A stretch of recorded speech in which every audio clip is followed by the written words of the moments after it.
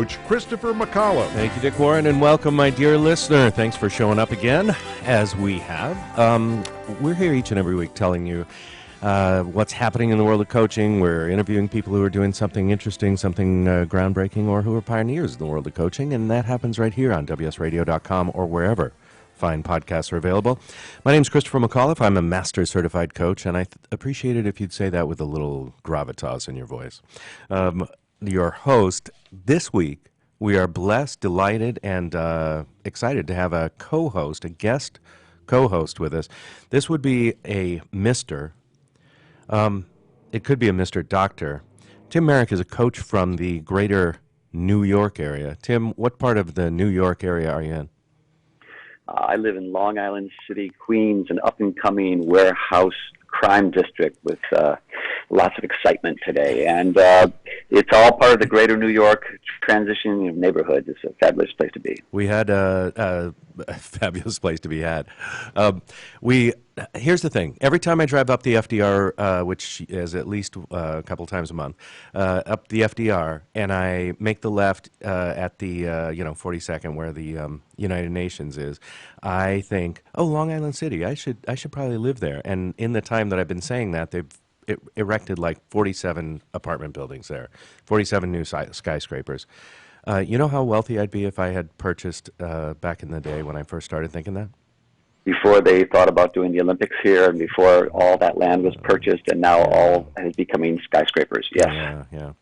Yes. We'll talk more about my regrets on another show, perhaps. Anyway, thank you very much. If people want to find out more about you, or if they want to reach out and work with you, how do they find you? Where do we look? I am momentuscoaching.com. My name is Dr. Tim Merrick, and you can find me at momentuscoach@gmail.com or at dr.tim@momentuscoaching.com. Momentous is Momentis, as in the moment is, because it's all happening right now. Momentous Coaching. Momentous, thank you. I'd been spelling it wrong in my head. All right, before we introduce our guest, and today it's going to be a sausage party. We've got a guest, another male, another man, for the entire hour. We're going to talk about man stuff, and actually we're going to talk about strategy in the ICF, which is an extraordinary and juicy topic, especially with the ICF Converge conference coming back this year, coming up in August. All right, let's let you know a couple of things, my dear listener. The first is we need to shout out to the International Coach Federation. We are proud and honored to be a media partner with the International Coach Federation. We've been I think it's our 4th year. Of course, we've been around for about 15 years, but for the last 4 years, we've been proud to be a media partner with the International Coach Federation. And it gives us an opportunity to promote the fine work of the folks in the association and to let you, my dear listener, know more about what's up and what's going on in the world of the International Coach Federation, also known as the ICF. Listen, if you don't know them, they're the leading global organization dedicated to advancing the coaching profession. And they do that by setting high standards, by providing independent certification and credentials for coaches, and by building a worldwide network, perhaps the largest worldwide network, of trained coaching professionals. In addition, I find it hugely valuable because they've got the largest treasure trove of research and current information about coaching. So if you need to prove ROI or respond to an RFP or just, convince your neighbor that you're in a legit profession, you can find whatever you need on the ICF website, which is, of course, coachfederation.org. We are the world's largest organization of professionally trained coaches. And being an ICF member, as I am, elicits instant credibility. And having a credential, same thing. You can walk into any room, any, boardroom and the corporate world and have instant credibility by having those letters after your name. The ICF is committed to connecting professional coaches with the tools and resources they need to succeed in our careers. Like I said, anytime there's something I need to prove, I go right to the coachfederation.org website. To learn more about the ICF, to stay up to date, and to find out about the ICF Converge, which is their global conference, which is coming back for the first time, I think, in 5 years, to Washington, D.C. this summer. Wait, summer in D.C.? Well, it's a conference anyway. You want to be there. Check out coachfederation.org. And, of course, subscribe or follow them on Twitter. The Twitter handle is ICF HQ. That's at ICF HQ. And as you may know, our dear listener, we have each and every month an ICF representative on the show. We've had everyone from Magda Mook, the executive director of the ICF, to the research director, to the chapter membership, and today is such a day. We have an extraordinary gentleman with some responsibility for strategy. He's a strategic director over North America, South America, and the Caribbean for the International Coach Federation. I think, Tim, if I had that job, I would spend all my time in one of those areas, and it would not be North America. Let me guess. It would not be the FDR Drive. Indeed. Let's shout out one more of our long-term sponsors of this show before we get our show on the road, so to speak. That's Accomplishment Coaching. Listen, or listen, whichever you want to do. If you are like Tim or me, and God help you if you are, you want the world's finest coach training program. You're looking for the Oxford, the Harvard, the Stanford, whatever you consider to be fine, high-level education. You want that in your coach training as well. And Accomplishment Coaching has been designed from the very beginning to be the world's finest coach training program. By the way, I want to apologize if you're with us on video today. We seem to have some trouble with the cameras automatically shutting off. So if you can hear beeping in the background, that's just everything shutting down around me. I'm pretty sure it's me. It's not you, it's me. As I was saying, Accomplishment Coaching, world's finest coach training program, of course, ICF accredited, and it's a one-stop shop. You know how Tim, I know you know this, some of the coach trainings out there are like modular things. First you do our basic program, then you get sold a different program and a different program, and you could be in coach training for 5, 6, 8 years. Mm-hmm. At the Accomplishment Coaching model is one program. It's a year-long, it's intense, it's a small group in-person experience, and frankly, it's not for everyone. If you're the kind of person who enjoys the challenge, if you feel like you would be one of the elite, one of the powerhouse coaches, check out Accomplishment Coaching. They're in a bunch of cities. I'm going to say 6 cities around North America. Let's see if I can name them all. San Diego, California, Seattle, Washington, Victoria, British Columbia. We should play O Canada in the background when we do that one. Chicago, Illinois, New York City, and our nation's capital, Washington, D.C. If you're near any of those places, one of the favorite things I know that Tim and I enjoy about Accomplishment Coaching is you can go and observe the coach's training program in action for free. Just check it out and get the feel for it. So many of these are black boxes, where you don't know what you're getting into until you've registered. But at Accomplishment Coaching, you can just go check it out. So find him on the web, accomplishmentcoaching.com, and go check it out in a city near you. Anything you want to add to that, Dr. Merrick? Well, first of all, I think I'd like to get clear about my name. You can just call me Tim if that works for you. Accomplishment Coaching. What do you want out of your coaching experience? I know that there are people who just print Vista cards and start their life as a coach, and I'm sure they're doing great work for folks. But, I thought I was probably going to be a pretty excellent coach. I've got 25 years as a doctor and spending a lot of time with my patients in very intimate ways, doing what I thought was kind of like coaching. It took a year of working with you, Christopher, before I realized how little I knew.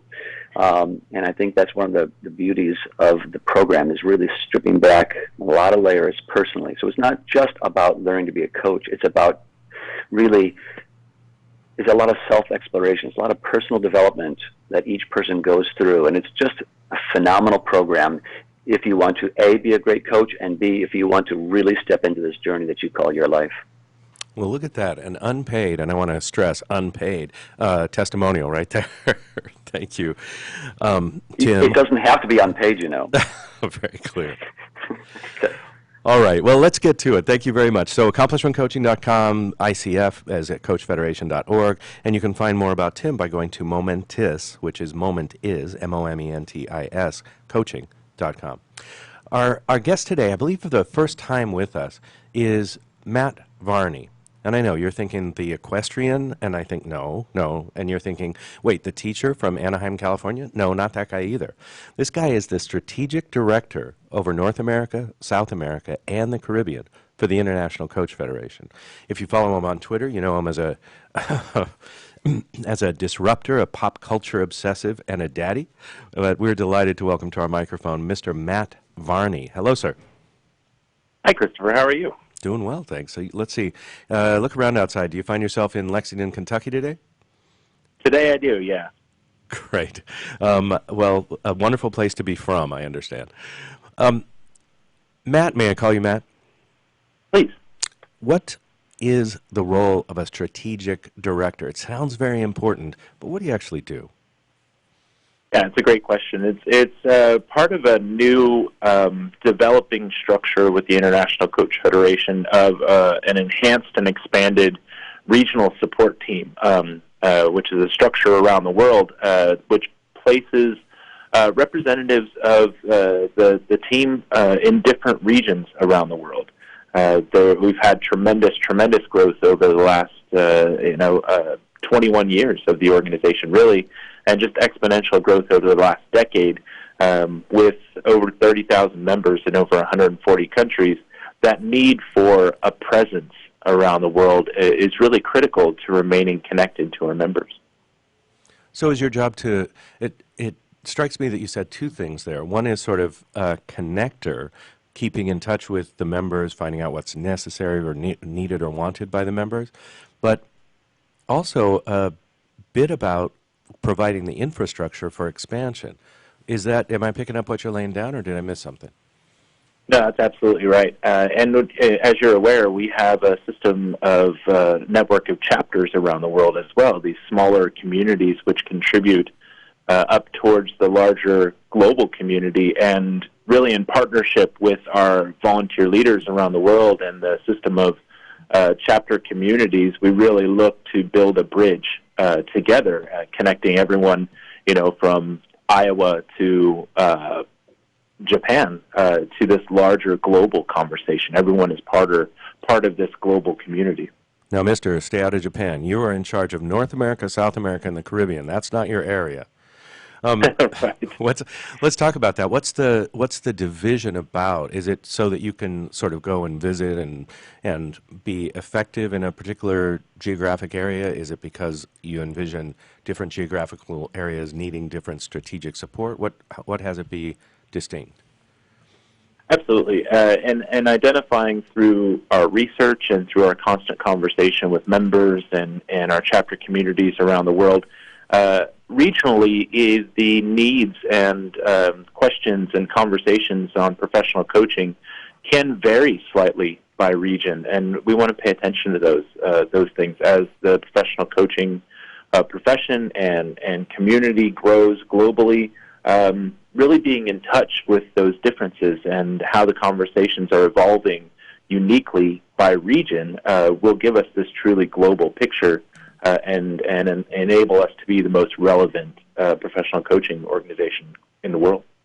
I'm just envisioning you get together with the other strategic directors with different geographical areas. Are you guys competing for resources? Are you trying to one-up each other in those meetings? Like, hey, those Asian people, they don't need anything. They got everything. We need stuff over here. I will say our team, despite being displaced by geography, just incredibly well connected, and we're heightening this level of visibility we have for our folks in the Asia Pacific region, our folks in the Europe, Middle East, and Africa region, and this connectivity we have as a team is really impressive for even those of us in the team, how we stay connected despite our time zones and geography and wherever we might be in the world on any given day. A real sense of team spirit is there. And a little healthy competition doesn't hurt. Tim, I know that I dominate almost every conversation I'm in. Do you have something here for Matt? No comment about that last comment. But hey, Matt, how are you? This is Tim Merrick. How are you?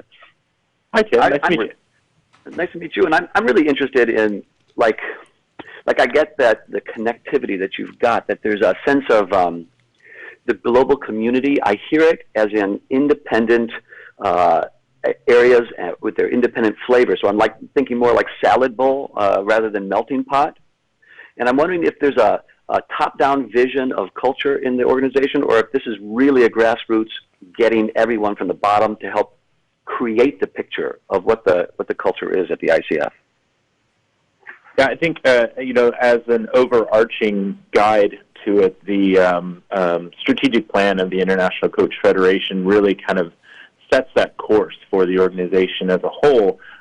but how that's implemented and how that's interpreted by region can vary slightly, and how those different regions around the world find relevance and in how they connect to this larger global conversation can vary. So I really appreciate your salad bowl interpretation and metaphor there, because I think that's absolutely it.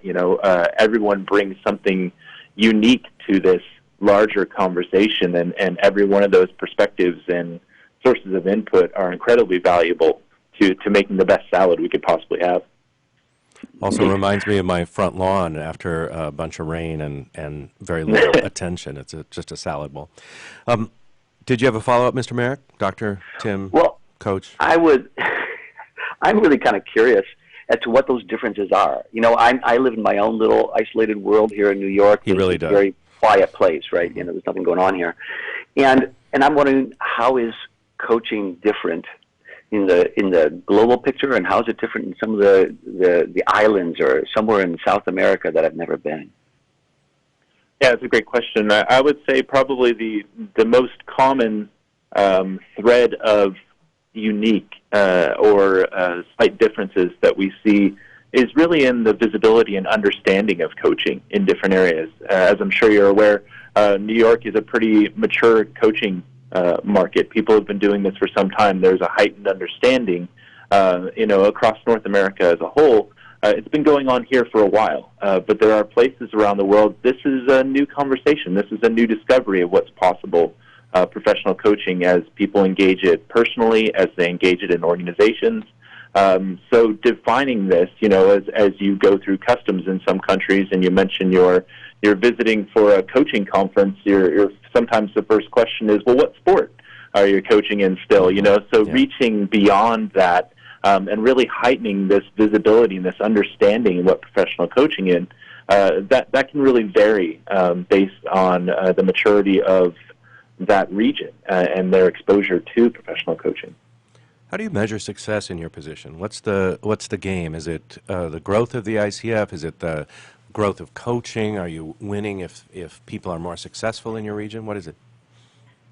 I would say it's a blend of all those things. I would say growth, probably understanding and that visibility of our clients around the world, and people who could potentially engage and find value in engaging with professional coaches really are aware of that being possible. And of course, the support of our members, the support of our communities, so that they can continue to grow in their profession and personally. I'm not sure I got an answer there. So the growth of coaching, more visibility of coaching, do you have measurable outcomes that you track?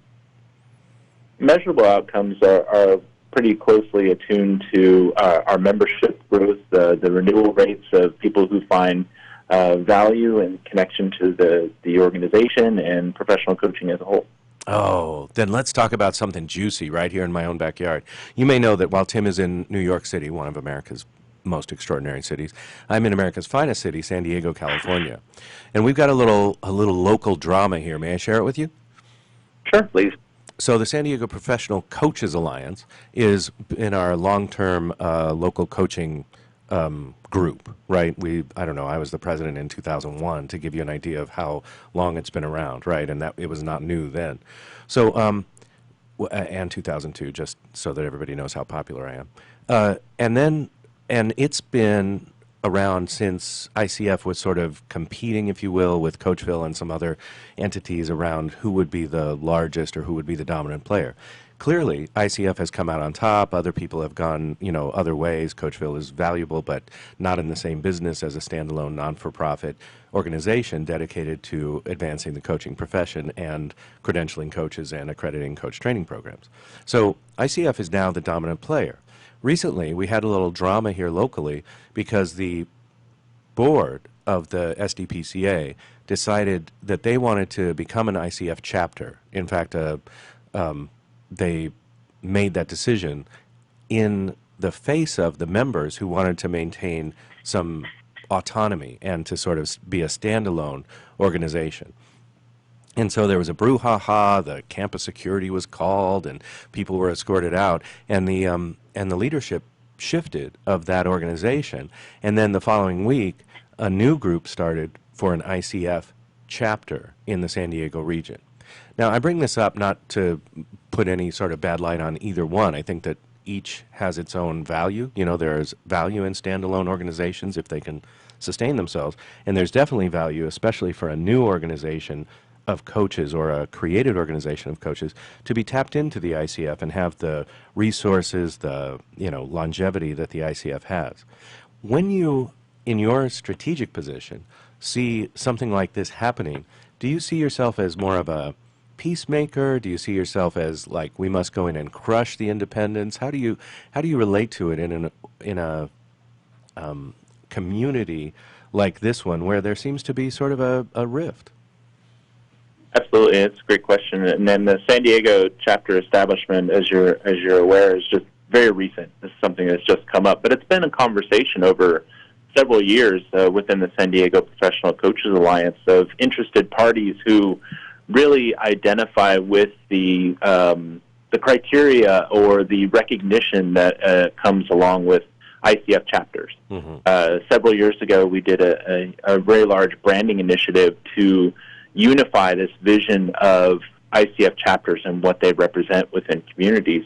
And additionally, with that, with member eligibility requirements of the organization, the view of ICF chapters brings with it this heightened sense of credibility, and of course, as you referenced, being the one of the most globally recognized standards for professional coaching. People want to be associated with that. They want to be recognized as an ICF member and being part of an ICF community because of those very specific pieces that are recognized. And so this has been a long conversation within the San Diego community about how they can achieve that and how do they move the existing community more toward that recognition. And not to be, your question about how we approach this as an organization and within my role, there is a high level of recognition for the entire system that a professional coaching community exists in. There are people who bring very relevant information and a lot of great questions to the professional coaching discussion in ICF communities. So absolutely not to be exclusionary, but there are those within the community who seek this recognition to be part of the ICF system and to be recognized as such. So that kind of really, it's not a competitive move. It's really a welcoming of an ICF community within the local area, and really extending that hand to those who want to align themselves with that vision. Super clear. So what I'm hearing is that even in an community where there may be some sort of notion of an either or, the ICF's role is really, hey, if you want to be part of us and have the benefits that go with that, great. And if you don't, that's fine too. In other words, you're not trying to eat anyone's lunch. You're just here as a support structure for coaches and intending to both get the word out, provide infrastructure and support structures for places where they may not have the longevity or the structure that already exists. Did I pick up what you're laying down there? Absolutely. And I think, in other areas, in other regions, we have, ICF chapters and other organizations that coexist.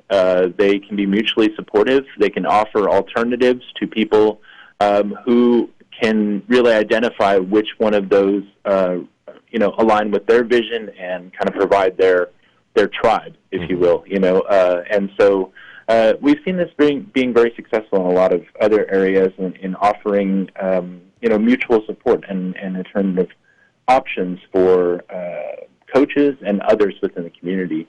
And I will highlight that, while we are very stringent about membership criteria and the training associated in our vision for professional coaching, each one of our ICF chapters are very inclusive of others within the community, others who find value of being connected to the professional coaching community, access to professional coaches. You'll find ICF communities and ICF chapters very welcoming to everyone within the community and have structures in place for access, and very much, kind of building this larger community that's not exclusionary of people simply because of membership. Tim, I think he handled that very well. How do you think he did? It's a bit of a delicate topic, and I think the question that's hanging out there, and you referenced it quickly, but is ICF gobbling up? And I get that there is benefit to me, the practitioner, to have multiple organizations out there, but is that really the direction that the profession is going? Is to have multiple arms, or is ICF slowly sort of bringing everyone under their umbrella? That I have no idea how you're going to answer that. I'm ready. I'm ready for it. What I will say, rather than bringing everyone under the umbrella, is we're finding people gathering under our umbrella. People are recognizing what being associated with the ICF brings to them professionally and personally, and we're finding that is really driving people towards membership, seeking individual credentials at a very rapid rate around the world. People are looking for this umbrella to be a real support system for them professionally, and that's been a great thing for us. And that, ladies and gentlemen, is why he's the strategic director. All right, you can tell from the music that it's time for us to take a break. When we come back, more with Matt Varney. He's the strategic director for the International Coach Federation for the areas of North America, South America, and the Caribbean. We'll continue with him and our guest co-host today, Dr. Tim Merrick. You're listening to The Coaching Show right here on WSRadio.com, the worldwide leader in Internet talk. Hi, Mary. Our growth has me looking for new furniture, but I can't find the right vendor. Can you help? For sure. Do you know a company that will give me a great value? For sure. Do you know a company that provides great selection? For sure. Do you know a company that is professional and responsive? For sure, it's Shore. Shore Office Warehouse has been providing great value, service, and selection for over 40 years. It's Shore, for sure. ShoreOfficeWarehouse.com. Hi, this is Rob Barnett, CEO and founder of VinVillage.com and the Wine and Dine Show on VinVillage Radio. Do you have a wine, event, product, or service to promote? Then contact VinVillage.com to reach thousands of wine lovers across the country. VinVillage connects like-minded wine enthusiasts with unique and exclusive wines, events, products, and services. To learn more, contact us on VinVillage.com. VinVillage is where wine lovers connect. Do you want to be a professional coach? Are you in business trying to make a real difference with people you manage or work with? Have you started a coaching practice that isn't quite getting off the ground? Get the skills you need to be a successful coach today with the Coaches Training Program from Accomplishment Coaching. The Coaches Training Program will show you how to help others focus and be more fulfilled. Whether you want to improve your company's bottom line or create a thriving coaching practice, Accomplishment Coaching can give you the distinctions and practices you need to coach others effectively today. Accomplishment Coaching has spent 6 years developing a cutting-edge coaches training program that will have you ready to coach people professionally in just 12 months, and you don't have to take time off work to do it.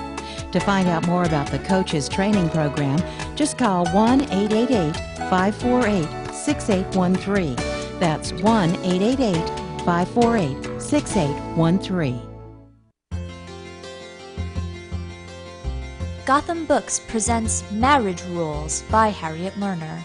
The book Martha Beck calls required reading for anyone hoping to interact successfully with any other human, not just for those in romantic relationships. Get your copy wherever books and ebooks are sold, and visit harrietlerner.com to learn how to change your marriage today.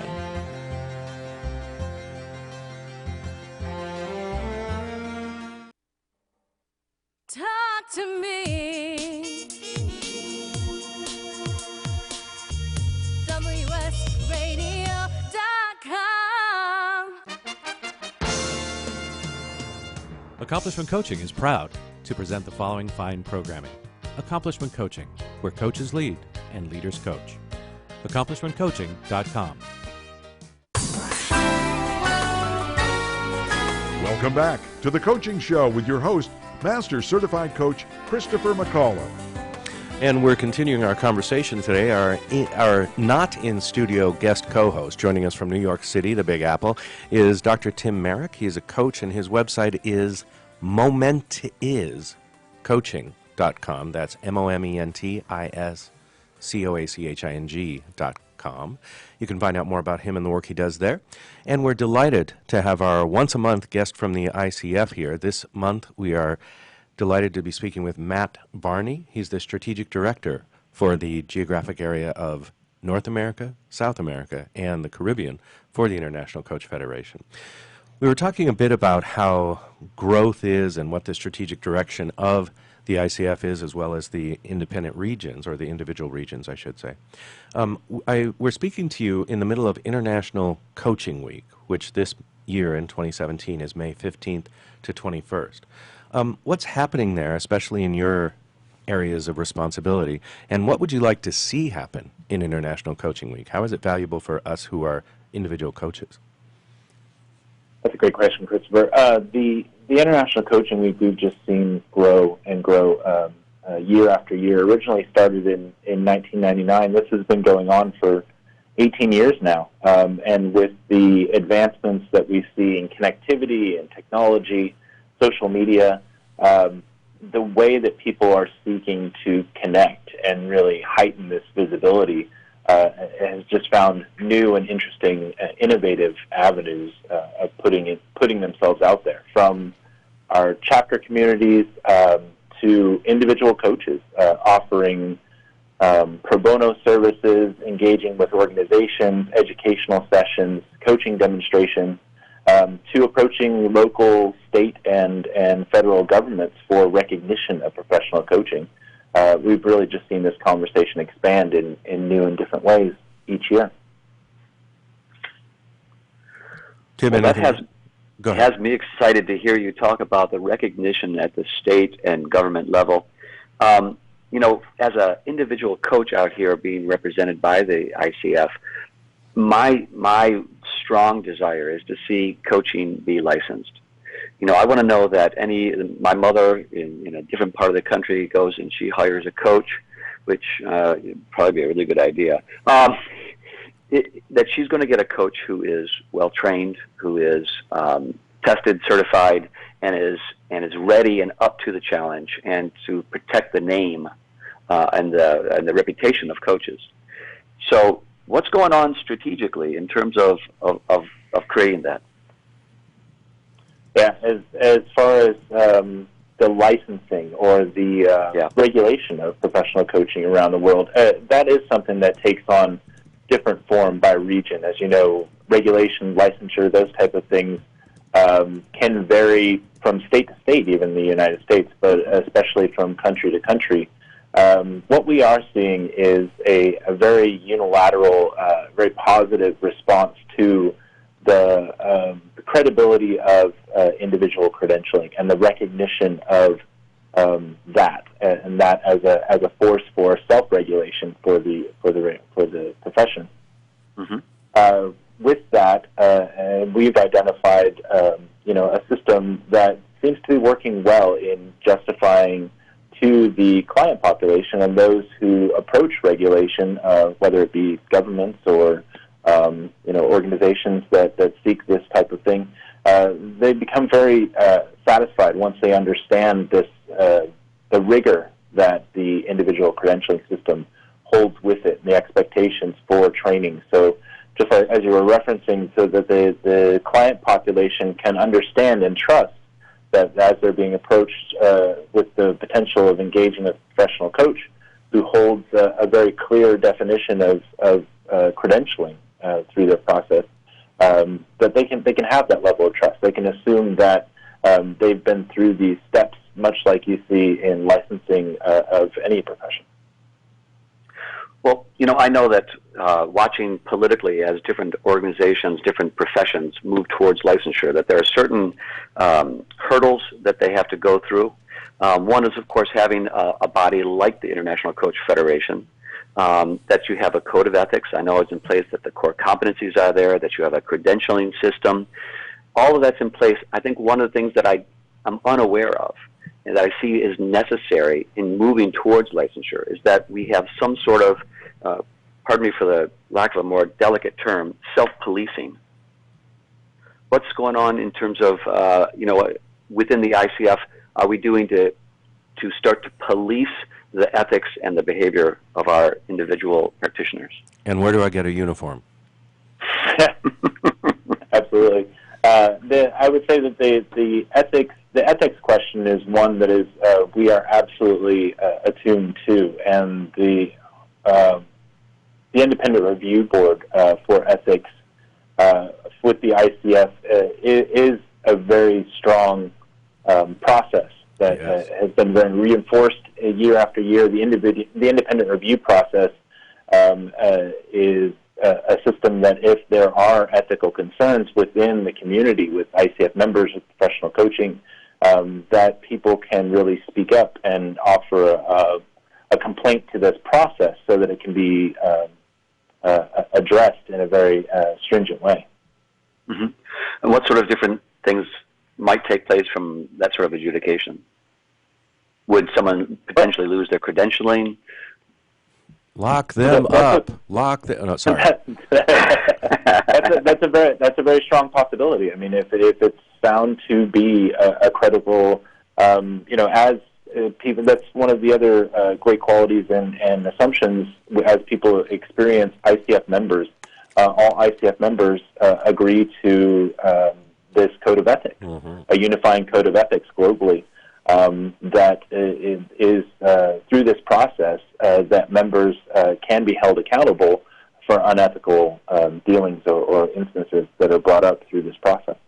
Yeah, I was privileged to serve for a number of years on the Independent Review Board, and it's really, even at the beginning it was effective, but now it's really gotten nuanced and powerful and, great training of those individuals. So I want to add my stamp of approval to the fine work that you guys are doing in terms of coaching ethics and making sure that there are not only consequences in, I was teasing about the locking people up, but really education.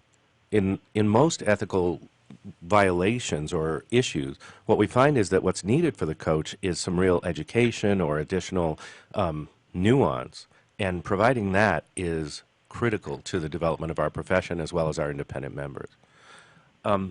So that's my 2 cents, not that anybody asked. Let's turn our attention, Matt, if you will, to the ICF Converge. So this year, the ICF, in its wisdom, you've brought back the global conference after many years of replacing it with sort of regional conferences. And I know that sometimes, every week I make fun of the ICF for having scheduled it in late August in Washington, D.C., which when you get there, you'll know why I make fun of it, because it's swampy. It's swampy time. But it is an extraordinary 3 days of learning, of mixing and mingling. What led to the decision to bring back the global conference, and what are you personally looking forward to in that conference? That's a great question. Bringing Converge back, or bringing back a global meeting place for the first time in 5 years, was really in response to the voices we heard throughout the global community. This real desire to bring back a truly global meeting place to engage with the global organization, and having it in Washington D.C. in this time frame. Very intentional, and I understand the weather can be a bit uninviting at times at that time in Washington, D.C., but this is really a space to maximize the truly global representation and really provide a space that we can gather the widest representation of a global community. I'm really happy to report that our registration is going incredibly well. And I think at this time we're representing over 26 countries in the registration, which may be more. That was just the last time I checked in with that. But so we are seeing this global community coming together in this space. And No, go ahead. Oh, I was just going to say that bringing it back was also a real key part of bringing this back. A global space is that it was not your traditional conference. We want to create an experience. We want to create an environment that is not just going to a conference, sitting in a room, and listening to speakers talk at you. So this is a really intentional part about this schedule, as you'll see, and the development of the concept for Converge going forward. I'm really excited to be there, and my 2 cents is, you know what's a great place to meet in August? St. Lucia. St. Lucia is a beautiful place to meet in August. DC, not so much. All right. I appreciate, though, the bringing back. Is the plan to have that on an annual basis going forward, or are you going to wait and see how this goes? What do we got in the future? It is kind of a wait and see to see how that goes. I think the original concept was possibly an every other year type of rotation, but again, really hinges on how this progresses and what we see the impact within the community. So can't quote me on that, on that schedule, but that was the original conversation. Right. The man is not in charge of conferences, people. But while I've got you, let me ask you about the ICF Advance. So I noticed that the last few years we had an ICF Advance, Science of Coaching conference, usually towards the third quarter of the year. And this year I don't see one scheduled. Is it sort of an every other as well? Is the plan to have the global conference and then the Science or Advance in alternate years, or do you know? This is actually a development of a system of events, that all of these are kind of intermingled and connected, and looking at kind of getting off that annual calendar view of events overall. Advance and Converge and all of these other pieces are part of a larger global event strategy. So Advance will most likely fill in the gaps in between Converge type events, and that this just kind of each of these events complement each other, or may connect or fill in the spaces where this separate conversation is not addressing maybe one of the topics. As you know, Advance is a very specific event that will follow one track specifically. So that gives us an opportunity to focus on one idea or one conversation that may be pulled out of a Converge meeting. So that's kind of a developing structure, a larger vision for global events overall. Great, thanks. I feel like I would be remiss if I didn't ask you about some of your experiences. My understanding is that you go around and not only do some listening sessions, but also speaking with different chapters and different organizations in different parts of the world. I think most recently we see you on YouTube addressing the ICF Houston chapter. When you go around and see coaches, not only in our sort of more mature market of North America, or slightly more mature, or the burgeoning, growing markets in the Caribbean and in South America, is there something, if you could wave your magic wand or have a sufficient mouthpiece, is there something that you would have coaches take on, either in North America or in the more developing markets, something that you see that all coaches should know or take into account as we move forward? I would say kind of the information that we look to convey and the way that we look to plug into those chapter meetings, whether they're chapter meetings, regional meetings, local conferences or events, is really offering this connection to something much, much larger, and what that value of being connected brings to individual coaches, individual members, and how each of these local communities creates a very vital part feeding up to a truly global representation of professional coaching. That offers a tremendous amount of resources to individuals, knowing that they're plugged into this ever-expanding network. And also, as you mentioned, it really offers us an opportunity to listen and connect with members directly and understand what it is that they are working through independently. So that really kind of creates a larger picture and defines how to best take the next steps forward and in the most informed way. So that's really our goal in the opportunities we have to visit with members and engage with the community. And it is tremendously resourceful for everyone involved. So we like to keep that up as much as possible. We say time and time again, coaches are people, and I don't think that they would be doing what they do if they weren't. So for us to engage in a very personal way and really highlight the individual conversations that are happening within the community. We just see it as such a critical aspect to moving this organization forward. I appreciate what you're saying. I think that my intention of the question was a little bit different. What I'm intending, and I actually got a lot from what you said, so thank you for that. But what I'm intending is, are there things, for example, if you could wave your magic wand, that you would tell South American coaches to, like you'd say, okay, all South American coaches should immediately do X or stop doing Y or something like that? Is there something that you can see from your perspective of going to these different cultures that you would have all North American coaches start or stop doing immediately and all Caribbean coaches start or stop doing immediately? I'm looking for tips for our listeners in different locations and what you might be able to train us on or reflect to us. Yeah, I would say that there's not something that's really unilaterally and across the board something that I would ask them to stop doing. Mm-hmm. Something I would say that I would encourage them to continue doing is stay connected to that conversation. Plug in to the information sources of this global conversation, whether that's through social media, through the CoachFederation.org website.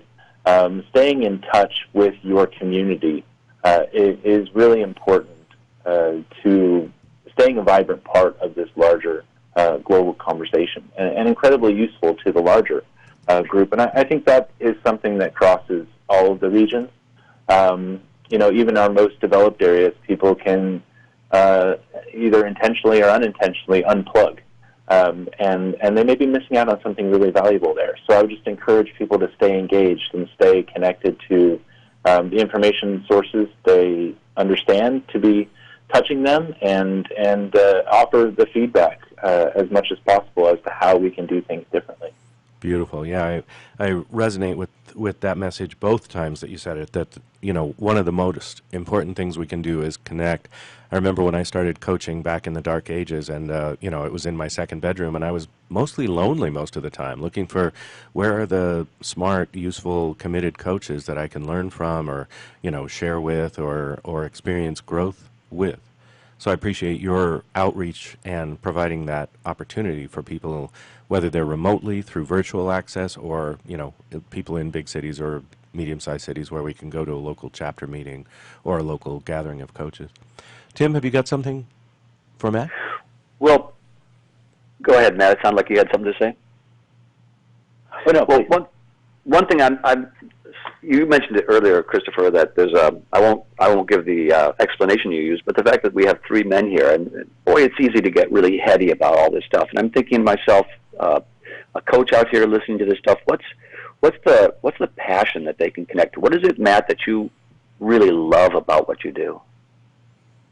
Oh, that's a great question, and really the easiest one to answer. What I love about it is the people, the stories that I hear in connecting with professional coaches and in a variety of different areas. The stories that they tell of how they came to coaching, and the experience of the value or the change, kind of the life-changing event that coaching has brought to them as individuals. Those are really the things that drive the passion into what it is that we do. And it's something that is always amazing. I'm always in awe. I'm always in really, I always sit back and take it in a special and unique way every time I hear these stories, because that's really what makes this tremendous quilt that we've created here as a global organization, is that all of these stories feed into the possibilities for what we do next.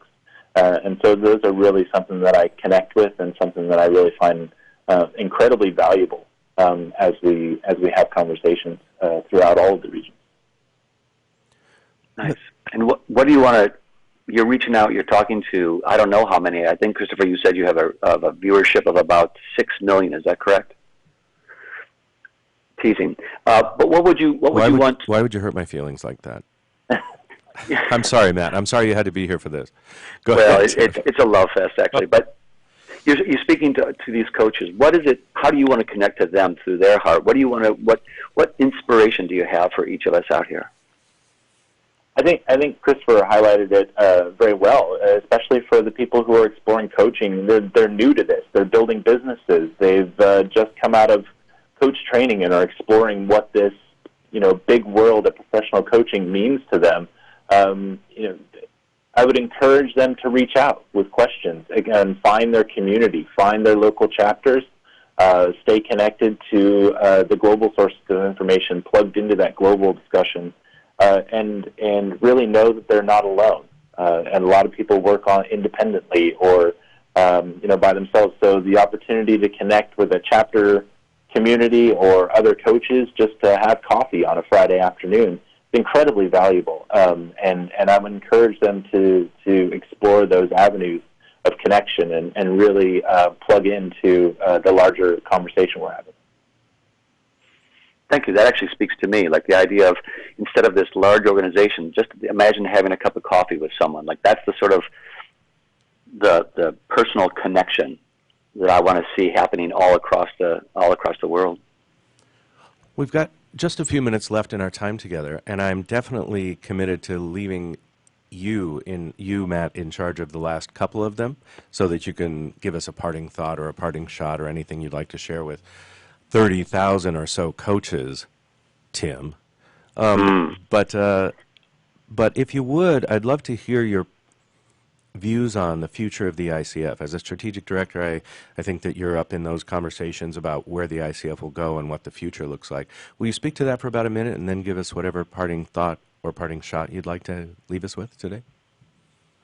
Sure. I think that the real intention of the organization looking at the future of professional coaching, this is a relatively new discussion. The organization's been around 21 years, which by comparison to some of these other organizations and other professions, this is a new and emerging thing.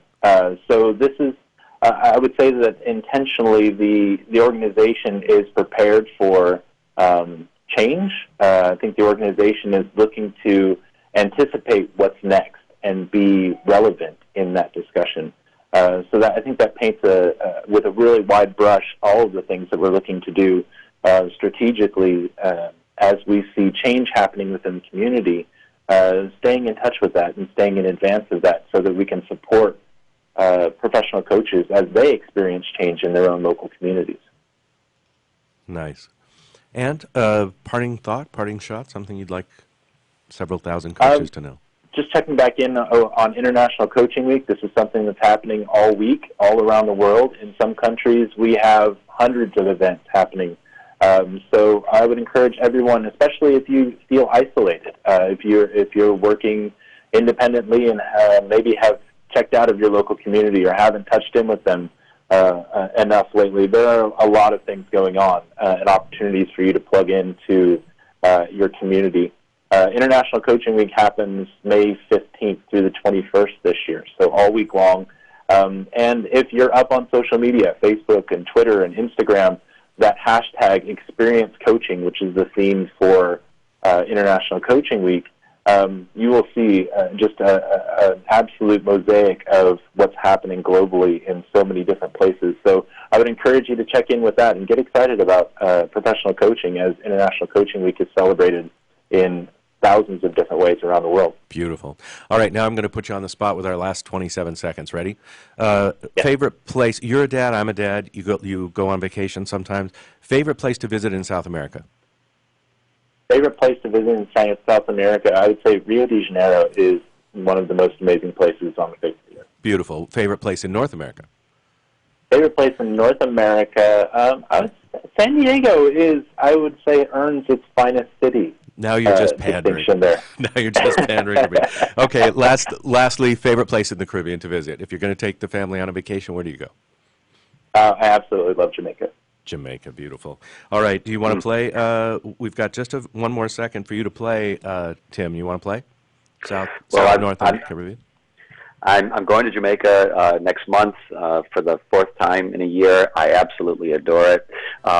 South America, I am terribly embarrassed to say I've never been, but North America, it's got to be New York City. All right. We want to say thank you to Matt Varney and Dr. Tim Merrick. You can find him on momentiscoaching.com and go check out ICF at federation.org, and check out International Coaching Week and the hashtag Experience Coaching.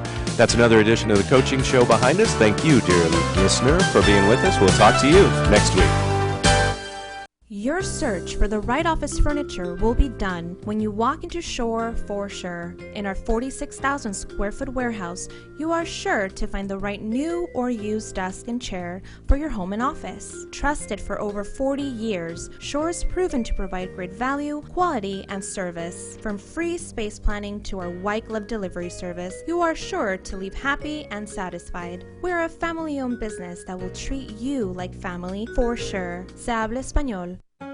Do you want to be a professional coach? Are you in business trying to make a real difference with people you manage or work with? Have you started a coaching practice that isn't quite getting off the ground? Get the skills you need to be a successful coach today with the Coaches Training Program from Accomplishment Coaching. The Coaches Training Program will show you how to help others focus and be more fulfilled. Whether you want to improve your company's bottom line or create a thriving coaching practice, Accomplishment Coaching can give you the distinctions and practices you need to coach others effectively today. Accomplishment Coaching has spent 6 years developing a cutting-edge coaches training program that will have you ready to coach people professionally in just 12 months, and you don't have to take time off work to do it. To find out more about the Coaches Training Program, just call 1-888-548-6813. That's 1-888-548-6813. Hi, Scale listener. This is David Finkel, co-host with Jeff Hoffman of Scale Your Business. I wanted to let you know that our newest book, Scale, was just released and to encourage you to get your copy. The book will give you 7 proven principles to grow your business and get your life back. Scale will help you work less by getting your business to produce more. Get your copy online or at your local bookseller. For more information, visit us online at scaleyourbusinesstoolkit.com. Cybersecurity is the fastest growing job sector.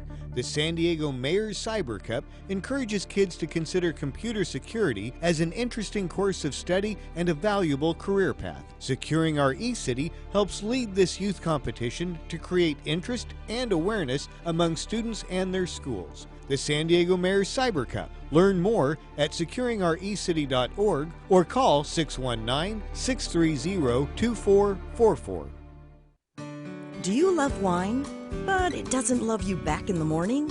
Then it's time to try Alcotox, the ultimate hangover cure.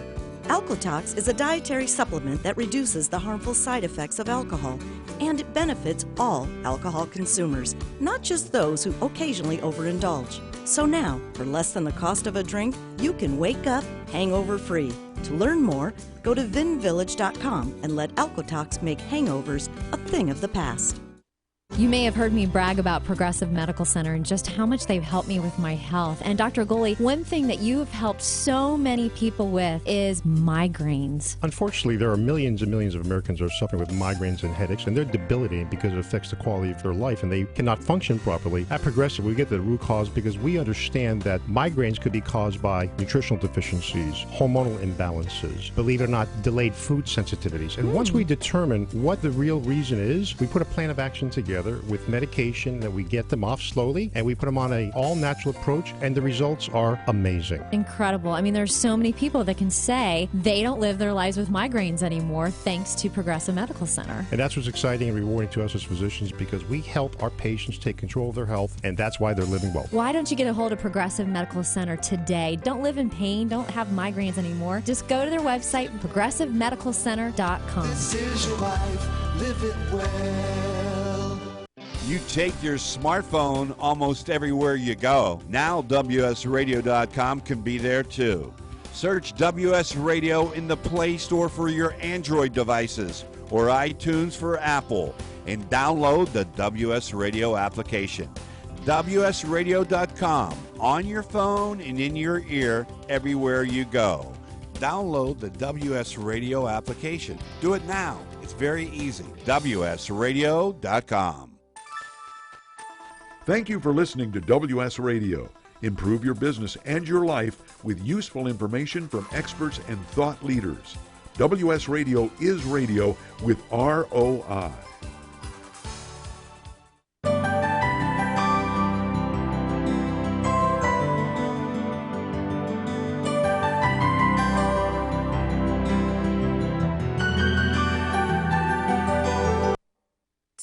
to me. Information, news, and entertainment on demand. WSRadio.com.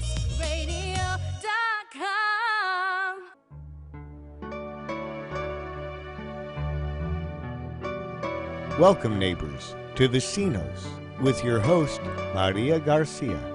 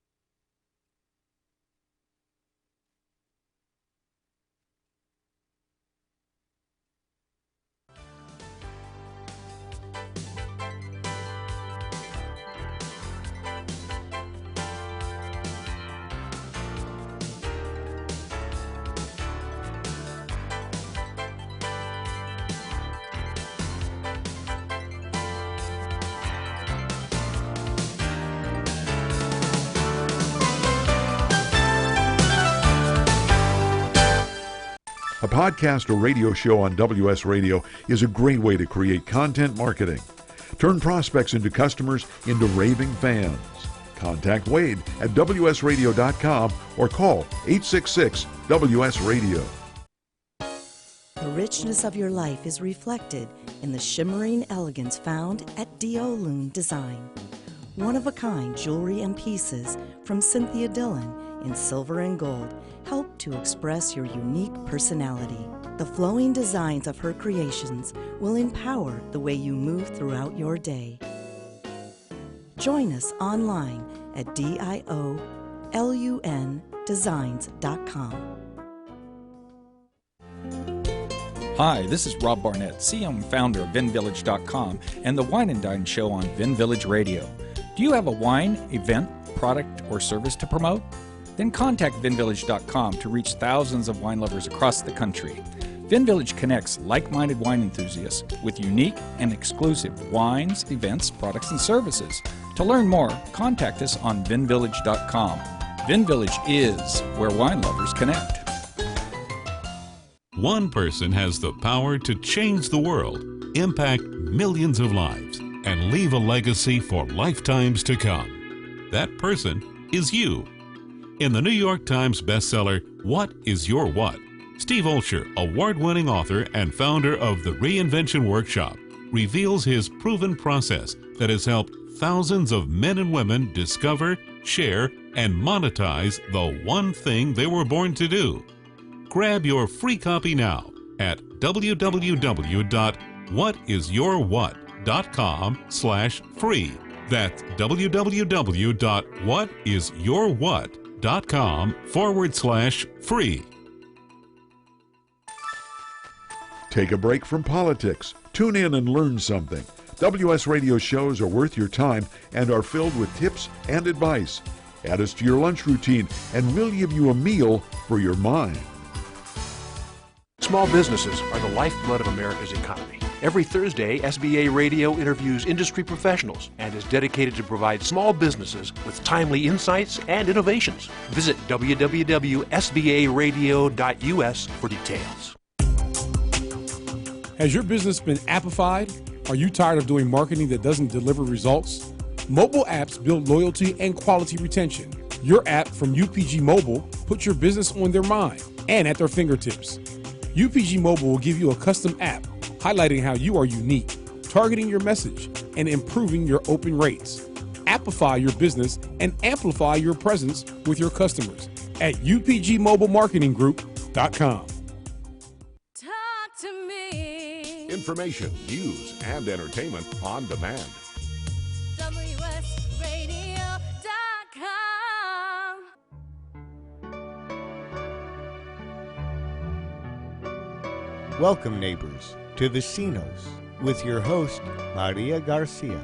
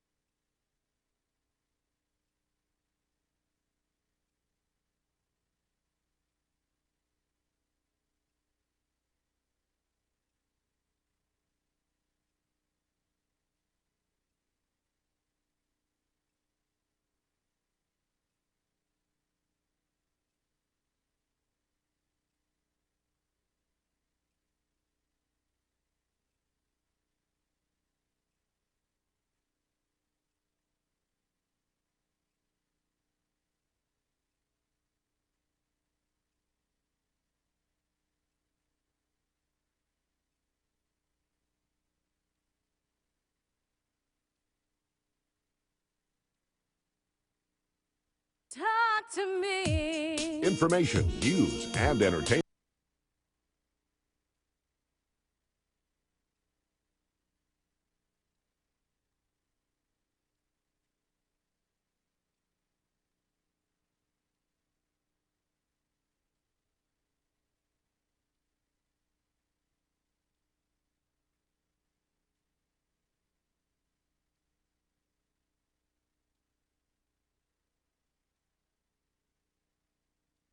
Had so it was really a tough job, one I enjoyed.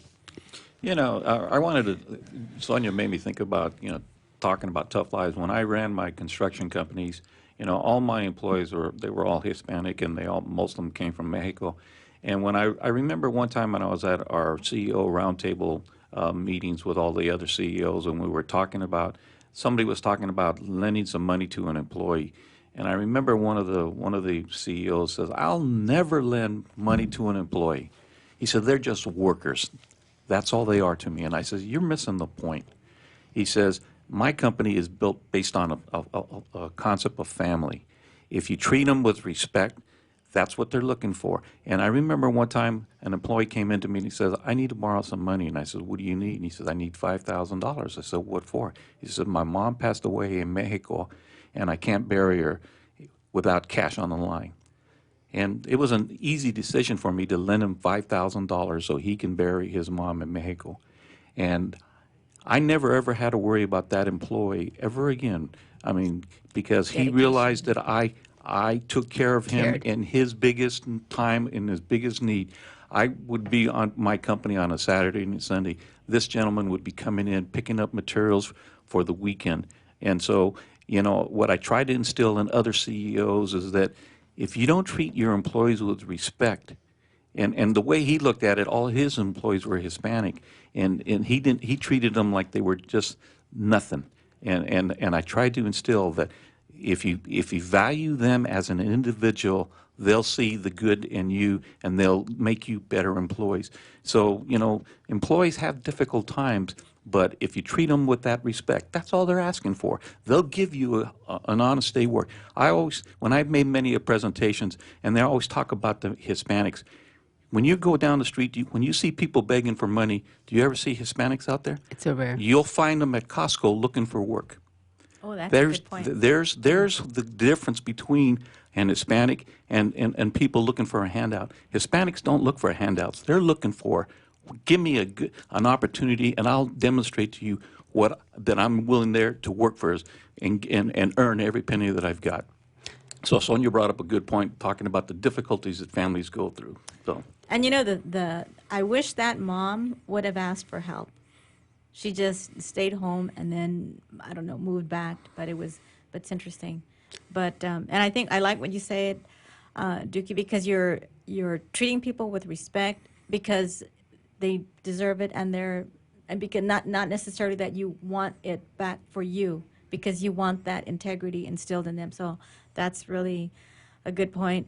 Now, as far as being a principal of Kimball School, I feel that I really had a lot of great adventures, a lot of good experience. And coming back to Kimball, I wanted to make sure that students see me and see that they can do that too. I want them to travel. I want them to travel to Russia, to travel and swim all the oceans and just just get to know people in different cultures and enjoy and be able to do that. And many doors open for me because I am bilingual. And so while I was a principal at Kimball School, sometimes I catch myself saying I changed the program from a regular school to a dual language school, but it wasn't me. That's absolutely not true. It took a really strong team of teachers, support from my district, and of course from the community that would be willing to participate in this program where students come to school. It's a 50-50 dual language program. So explain the program a little bit, because it's a term we use all the time, but others might not know what it means. And I had your granddaughter. I miss her. Yes. So it's a program where all the students that enroll learn to speak English and Spanish. So they're all together, and in the English portion of the day, which was half of the day, their instruction is in English. Reading, writing, math, social studies, and then in Spanish they also have they receive the same instruction in reading, math, and social studies. It's not repeated. It's seamless, so that let's say a concept is taught in English, then it's supported in Spanish with vocabulary or enrichment programs. So then our goal is that by the time they're in 6th grade, we have truly bilingual students that are reading and writing and speaking and are able. So my hope is that there more doors will open for them and they'll be ready to take on the world. And that's the program. You know, I wanted to bring up when my dad came across the border, he came across in Calexico. And so when he first came to the United States, he only spoke Spanish, and he had a very difficult time going to regular English schools. And so when we were brought up, we were taught nothing but English.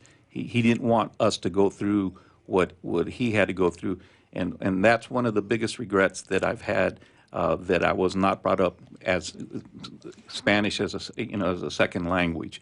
And so, you know, my great-granddaughter went to Kimball, and having the program that she was in and be able to pick up English and Spanish has been the best thing that's ever happened. And my other grandson, who lives out in Eastlake, he's in the same program right now, because I firmly believe kids nowadays have to have 2 languages in order to get ahead, and especially here in the South Bay, speaking Spanish is huge. And that's what I saw when I interviewed that group of people that I interviewed for the book.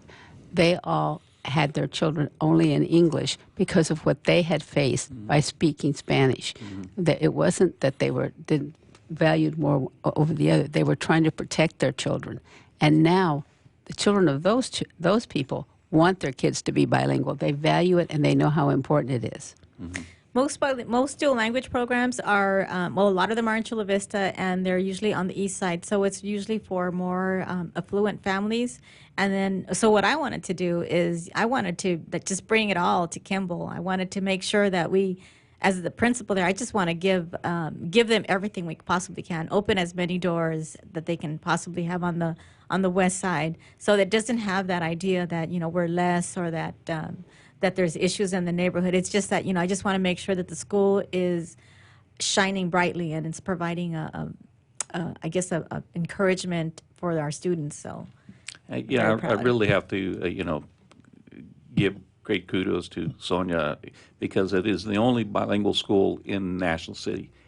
National City is made up of 60% Hispanic, and yet we only have one school, dual language school, which is unfortunate. But I'm glad that Sonia fought for it, and the kids are getting what the true education that they need. Now, will there be follow-up in middle school? Yes, as a matter of fact, they've approached me and want to start talking about it. They have 2 years to prepare. We're in 5th grade next year, and so it'll be 5th and 6th grade. That's coming up by the year 2021. They'll be they should get ready. So I hope so. Otherwise, my students, my high-performing, wonderful students, will have to go somewhere else. So they better get ready. They have to get ready. It's not a choice. What else would you like to share with us right now? Well, you know, the education I think is really crucial. You know, one of the things that I do that I was very successful in my businesses, and I've retired 5 years ago, and all I do now is go back and mentor young Hispanics in the business world. Everybody wants to run their own business, but they really fully don't really understand the intricacies of really what it entails. When I started off in college, I majored in accounting, because in order to run your business, if you don't know financial management, you're built in for failure. So what I do is I go back and tell young people that are starting off, here's what you need to do, and my phone is open to them any given time. They'll be able to ask questions. We will return in a few minutes and see what the future holds, not only for these two, but for the city of National City. Hopefully we'll be able to talk a little bit about next year and the next 20 years. Thank you.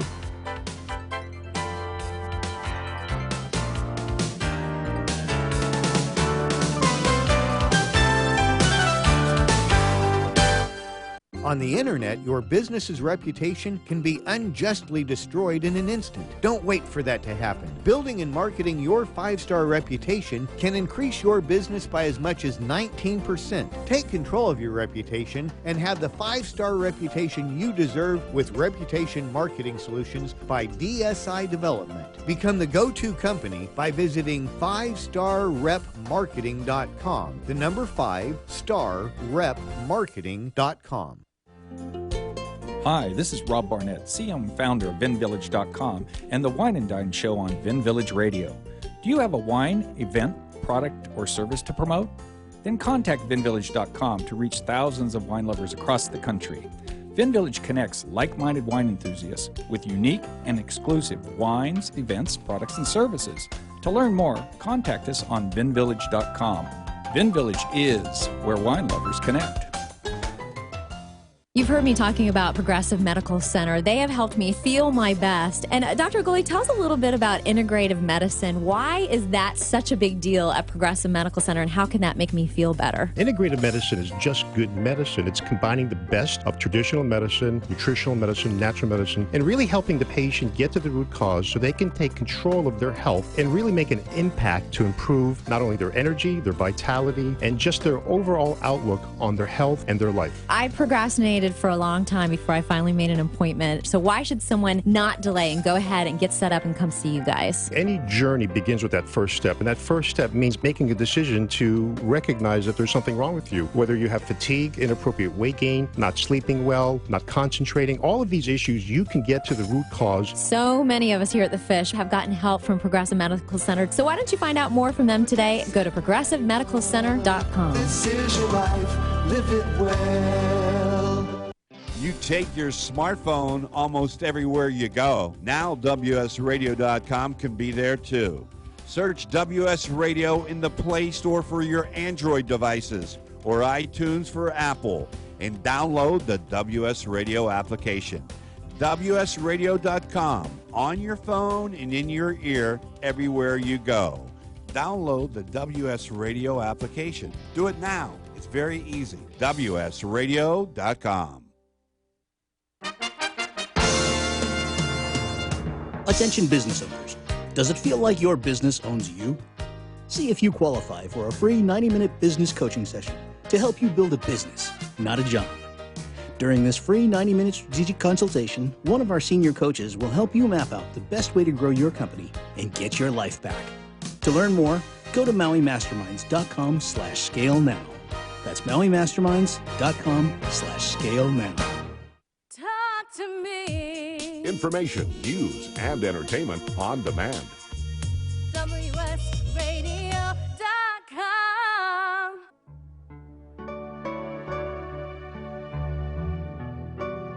Welcome, neighbors, to Vecinos with your host, Maria Garcia. Welcome back to Vecinos, our last segment with Dookie and Sonia, and we're going to talk about the future of National City, where they see themselves and National City down the road, year or two, 20 years, and I don't care which one of you starts. Who would like to talk about it? Okay, well, as far as I think of my school, of course, Kimball School, and what I hope for the future is that we become, well, I know that we will become a strong dual language program, one that is, that parents and families want to attend, that we have success with our students. Our teachers are hardworking, and of course, without the support of my school board and the school district, it wouldn't be possible. So that I hope that there's an awareness in the community also of how important it is to be bilingual, so that there's not just an awareness of the importance of it, but also an appreciation of other cultures. With us, it's just starting with Spanish and English, but really it just opens the door to just be appreciative of other cultures, other religions, other communities, other ways of living your life. So that's my hope. And so I think of the school. As far as for me, I just want to continue being healthy, being strong, and being the principal of Kimball School. And eventually I will retire. I still have several years to go, but I just want to enjoy every moment. And I've always loved working with children. I think I just really enjoy their existence, I guess. They just love children. So I will continue to do that. I know that there are a lot of changes in the neighborhood. I hope that we as a community become more environmentally aware and responsible. And around my school, there's a garden that's being built right now by the city of National City.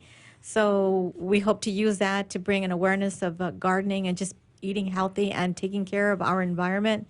We have Paradise Creek that's around us, so that I hope that we can also instill that love for nature. It's just a tiny little creek, but compared to, let's say, going to Yosemite or something different, but it's still a living area, and we just need to learn and to teach our children to be responsible, environmentally responsible, and as Dookie was saying earlier, is just instilling that respect and integrity in every person, and on our children and in our adults and our employees. So I think those are really key points that I learned today. Dookie, you're on the Port Commission. Where's National City going to be 20 years down the road, you hope?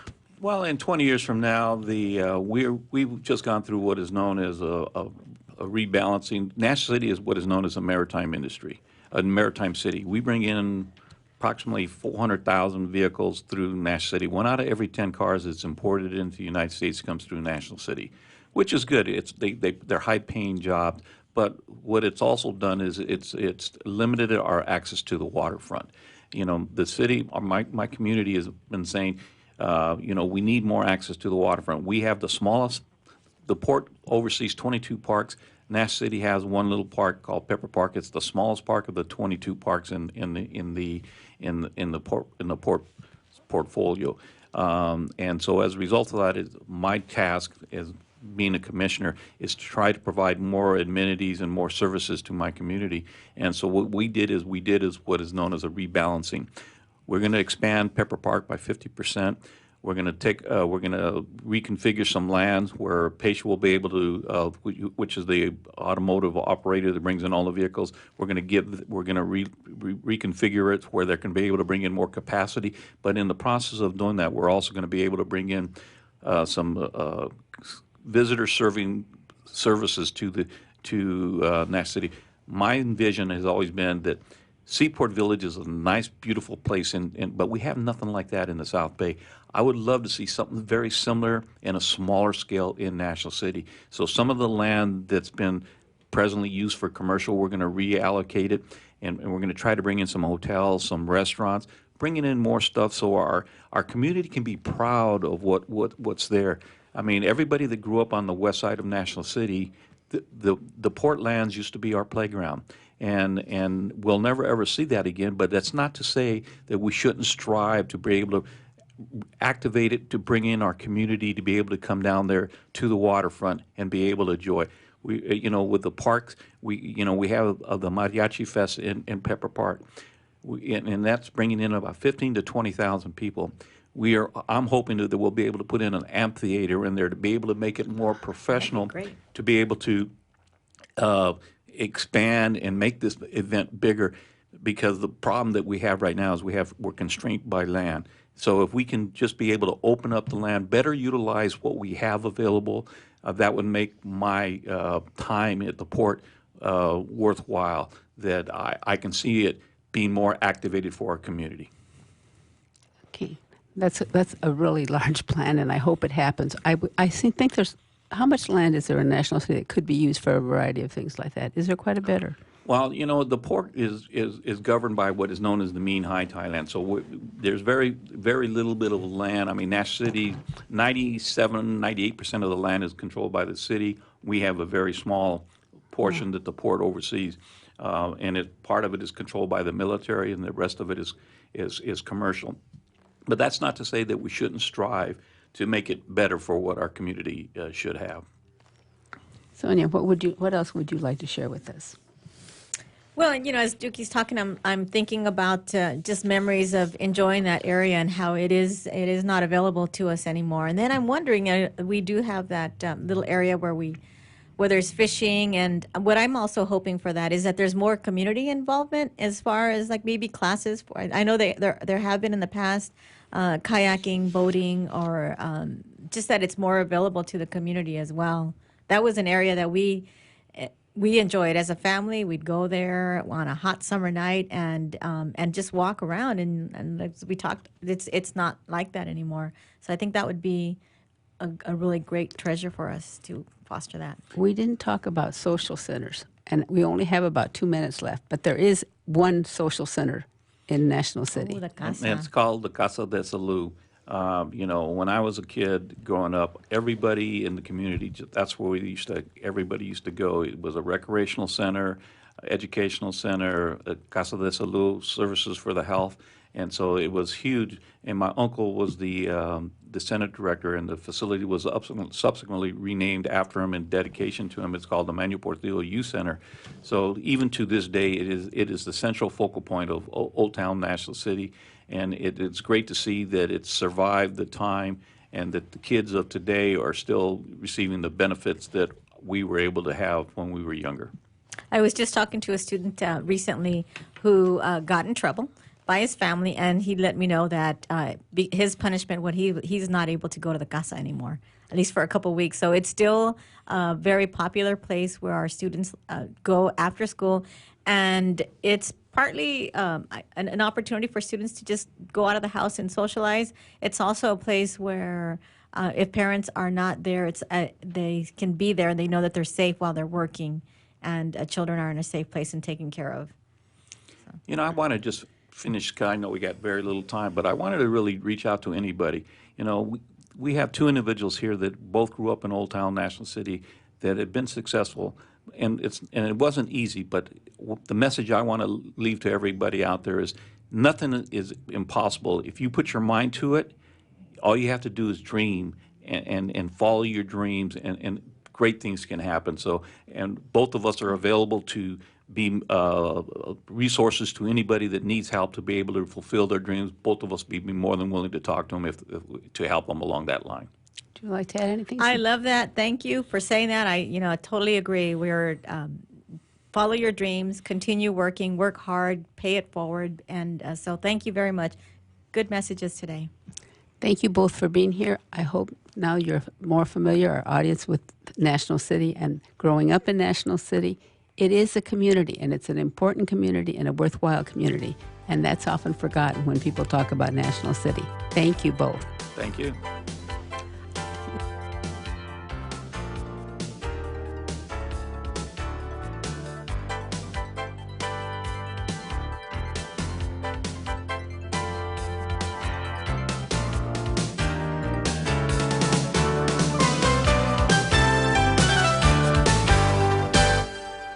A podcast or radio show on WS Radio is a great way to create content marketing.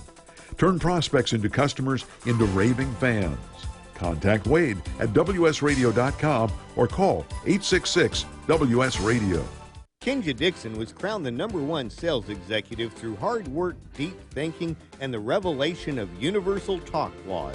He now wants to share these lessons with you. Universal talk laws are what you need to know and use in business and at home to have successful and effective conversations. Kinja Dixon shares his wisdom, action plans, and wealth. Each book comes with a chance to win $10,000. Find Universal Talk Laws at KinjaDixon.com. On the internet, your business's reputation can be unjustly destroyed in an instant. Don't wait for that to happen. Building and marketing your 5-star reputation can increase your business by as much as 19%. Take control of your reputation and have the 5-star reputation you deserve with Reputation Marketing Solutions by DSI Development. Become the go-to company by visiting 5starrepmarketing.com. The number 5starrepmarketing.com. Hi, Scale listener. This is David Finkel, co-host with Jeff Hoffman of Scale Your Business. I wanted to let you know that our newest book, Scale, was just released and to encourage you to get your copy. The book will give you 7 proven principles to grow your business and get your life back. If you've ever wanted to grow your business, but held yourself back from fear that it would take over your life, then we urge you to get your copy of Scale today. It'll give you a proven roadmap for rapidly growing your business while also gaining more personal freedom. Scale will help you work less by getting your business to produce more. Scale is for every entrepreneur who ever wondered if they really own their business or if their business owns them. Get your copy online or at your local bookseller. For more information, visit us online at scaleyourbusinesstoolkit.com. That's scaleyourbusinesstoolkit.com.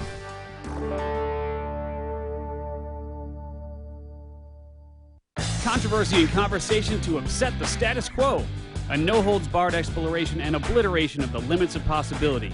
Join me, Steve Olsher, and my rambunctious crew on Reinvention Radio, where each week we scour the planet to bring you the world's foremost social, business, political, technology, and scientific disruptors who challenge the accepted and forge daring, cutting-edge paths. That's Reinvention Radio, where normal comes to die and mediocrity meets its final demise. Hi, this is Rob Barnett, VinVillage.com, where wine lovers connect. Be sure to tune in weekly to Vin Village Radio for exclusive, in-depth interviews with the who's who in wine and food.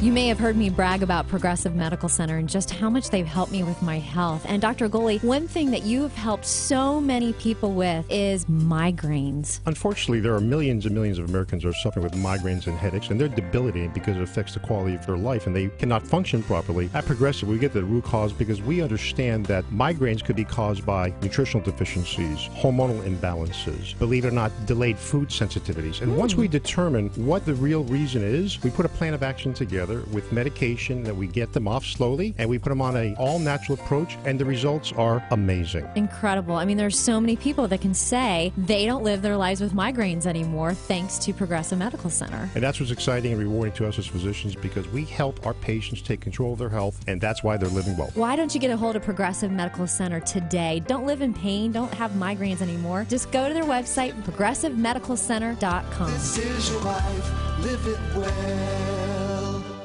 You take your smartphone almost everywhere you go. Now WSRadio.com can be there too.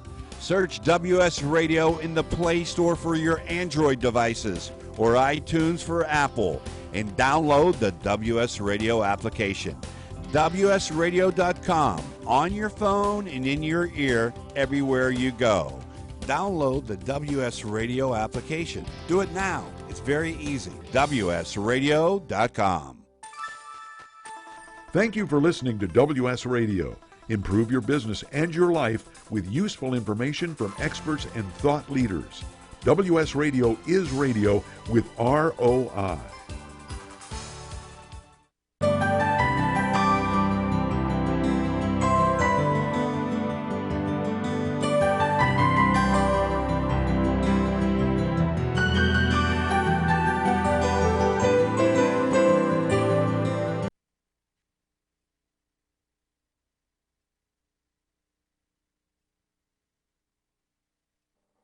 Talk to me.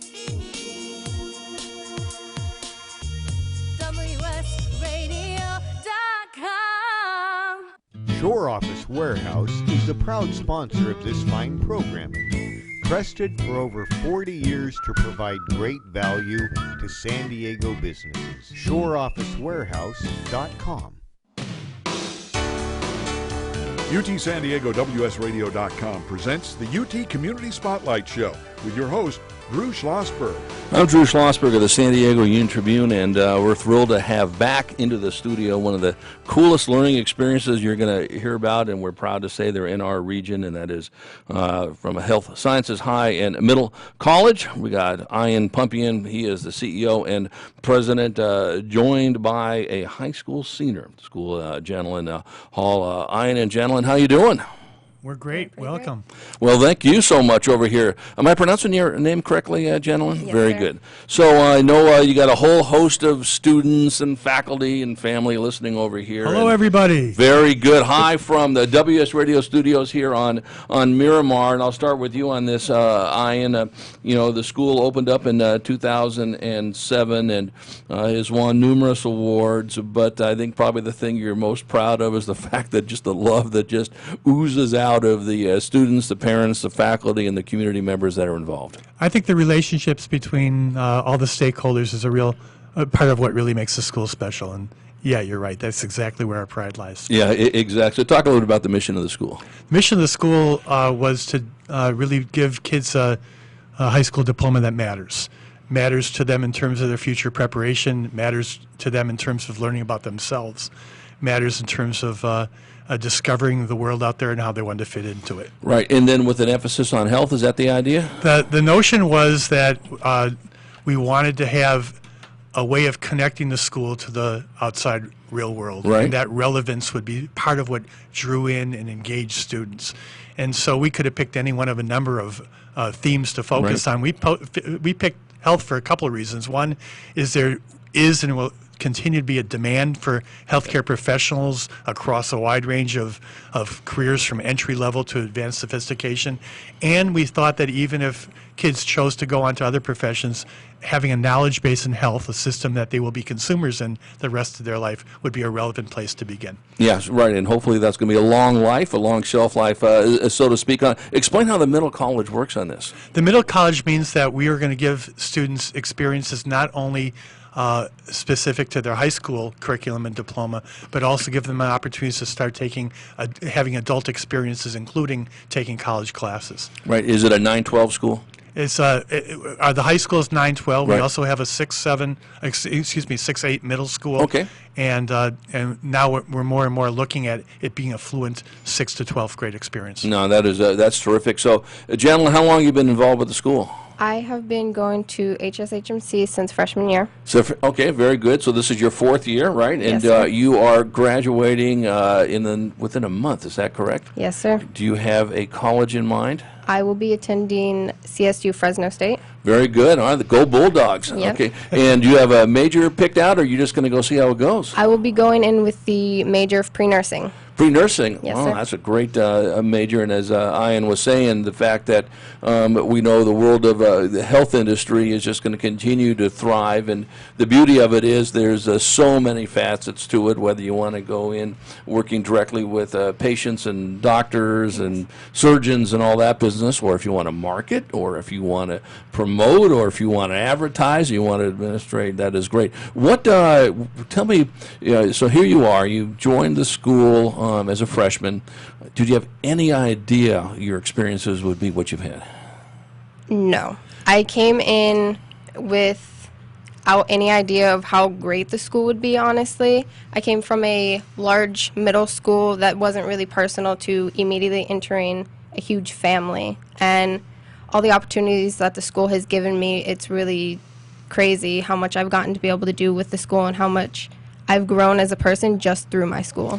Right, and I'm sure that like you and many of your colleagues, and no different than the faculty and working with folks like Ian and the community partners, which we'll chat about in a few minutes here, it doesn't really seem like school. It probably just seems like a big family. It honestly does. As I like to put it, it's like a daily family reunion. That's very good, which means that when you start heading up to the Central Valley, I'm sure you'll stay in contact with this family. Oh, yes. I will be visiting as much as possible, and not only my friends that I've made, they're lifelong friends, but as well I'll be coming to the school as much as possible to see all of the teachers and faculty. Right, and full disclosure, I'm honored to be on the Classroom of the Future Foundation Advisory Board, and Ian and his wonderful students and staff won the Signature Award at last year's Classroom of the Future Foundation's Innovation Education Award, so congratulations on that. We're very proud of that. Honored. And well-deserved, to say the least. And then just earlier this month, Janelyn and some of her colleagues and friends, and a shout out to Mary Krause, if you're listening, Mary, were part of a panel on Career Pathways networking event at Del Lago Academy, another stellar institution here. And talk a little about that panel you were on. What was the big mission of that? That panel was mainly to talk about the school and specifically the internships and how the school has helped us with those internships going forward and getting to choose what we want to do and knowing where we want to go through those internships. Right now, so have you done an internship? I have. I did internship from freshman year to the second semester of junior year. Very good. And with whom, if I could ask? I did it through Sharp? Sharp mainly. Okay, with Sharp. Okay, and did they actually have you do nursing stuff? Yes, I actually... Did you have to scrub up?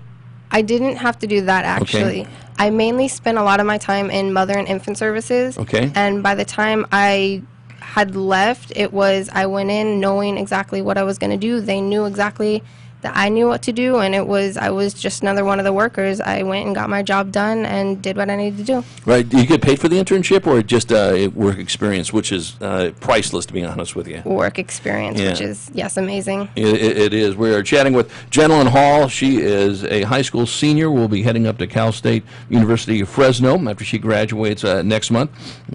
She's a student at Health Sciences High and Middle College, and joined by Ian Pumpian. He is the CEO and president of the school. And, Ian, I mean, you look at students like Janelyn, and you got a whole boatload of them. What's the enrollment at the school? With the high school and the middle school, Right. we're upwards of 700. And how big is the waiting list? About 700?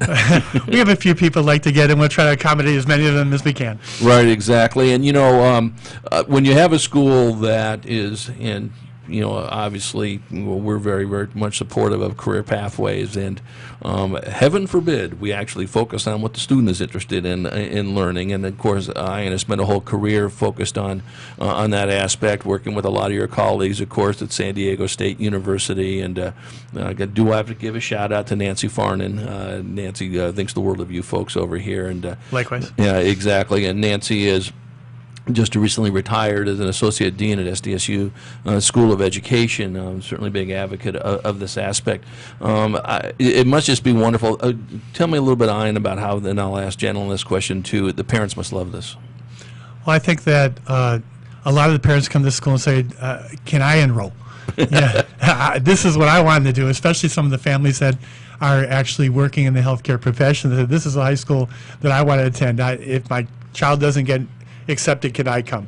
But we value our partnerships with our families and with our community members, and we're proud that families trust us to be their partner in their education of their kids. Right, and Janelyn, you were talking about the internships, and of course there's HMC, better known as Health Sciences High and Middle College, is putting on this 10th annual symposium.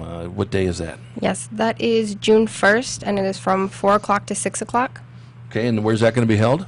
At 3910 University Avenue, 92105. That's our school. Yep. Yes, that's where the school is. Very good. So is it a free symposium that anyone can show up? It is. Anyone can come and check out all of the work that our students have been doing through the internships and really get to see how much we're doing.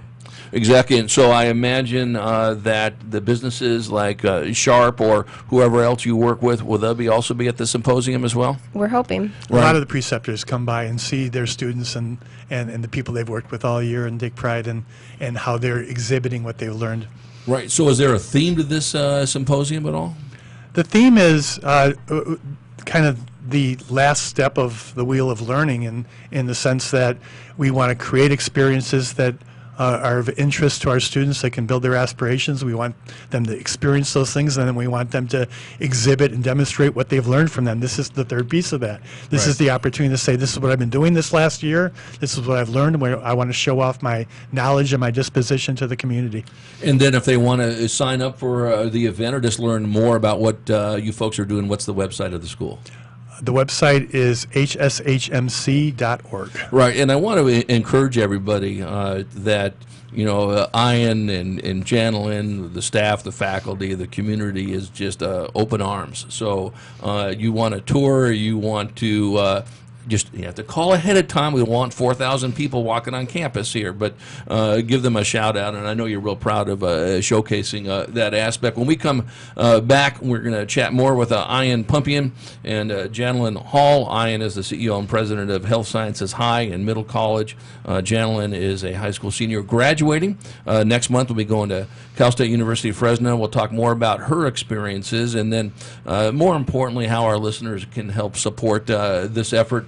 And again, want to certainly give another shout out to the 10th annual symposium that the school is putting on. It'll be on June the 1st at the school from 4 to 6 p.m. You get a chance to talk to the students and some of the businesses involved when we return to the Community Spotlight Show here on UT San Diego WS Radio.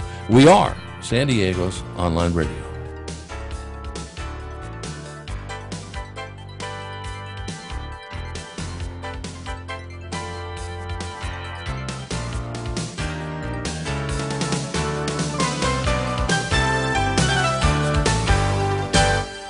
Hi, Mary. Our growth has me looking for new furniture, but I can't find the right vendor. Can you help? For sure. Do you know a company that will give me a great value? For sure. Do you know a company that provides great selection? For sure. Do you know a company that is professional and responsive? For sure, it's Shore. Shore Office Warehouse has been providing great value, service, and selection for over 40 years. It's Shore, for sure. ShoreOfficeWarehouse.com. Small businesses are the lifeblood of America's economy. Every Thursday, SBA Radio interviews industry professionals and is dedicated to provide small businesses with timely insights and innovations. Visit www.sbaradio.us for details. Cybersecurity is the fastest growing job sector. The San Diego Mayor's Cyber Cup encourages kids to consider computer security as an interesting course of study and a valuable career path. Securing Our eCity helps lead this youth competition to create interest and awareness among students and their schools. The San Diego Mayor's Cyber Cup. Learn more at securingourecity.org or call 619-630-2444. Education, industry experts, back to the basics. Is your company using the Internet of Things to its fullest potential? Enlist the Peggy Smedley Institute and its team of experts to create a customized plan for how to apply the IoT to your specific needs. Learn everything you need to know to achieve tangible business outcomes in today's digital economy. Contact us at 630-933-0844. That's 630-933-0844 or visit learnitit.com. Has your business been appified? Are you tired of doing marketing that doesn't deliver results? Mobile apps build loyalty and quality retention. Your app from UPG Mobile puts your business on their mind and at their fingertips. UPG Mobile will give you a custom app highlighting how you are unique, targeting your message, and improving your open rates. Appify your business and amplify your presence with your customers at upgmobilemarketinggroup.com. Nowadays, internet devices are an integral part of your home. Everyone in your family has a smartphone, tablet, or a computer. Life is easier knowing that all your devices are secured and your family can surf the internet carefree. ESET Multi-Device Security Pack does just that. One license for all your devices. With ESET, it's simple to stay protected and save money. Enjoy safer technology with ESET Multi-Device Security Pack at ESET.com. That's ESET.com. Donate cash, furniture, clothes, and other gently used household items to Father Joe's Villages and get a nice tax break in April. Every donation is tax deductible. Believe you can make a difference. Be Father Joe. Go to neighborhood.org or call 1-800-HOMELESS to donate today. Talk to me. WSRadio.com. Shore Office Warehouse is the proud sponsor of this fine programming. Trusted for over 40 years to provide great value to San Diego businesses. ShoreOfficeWarehouse.com.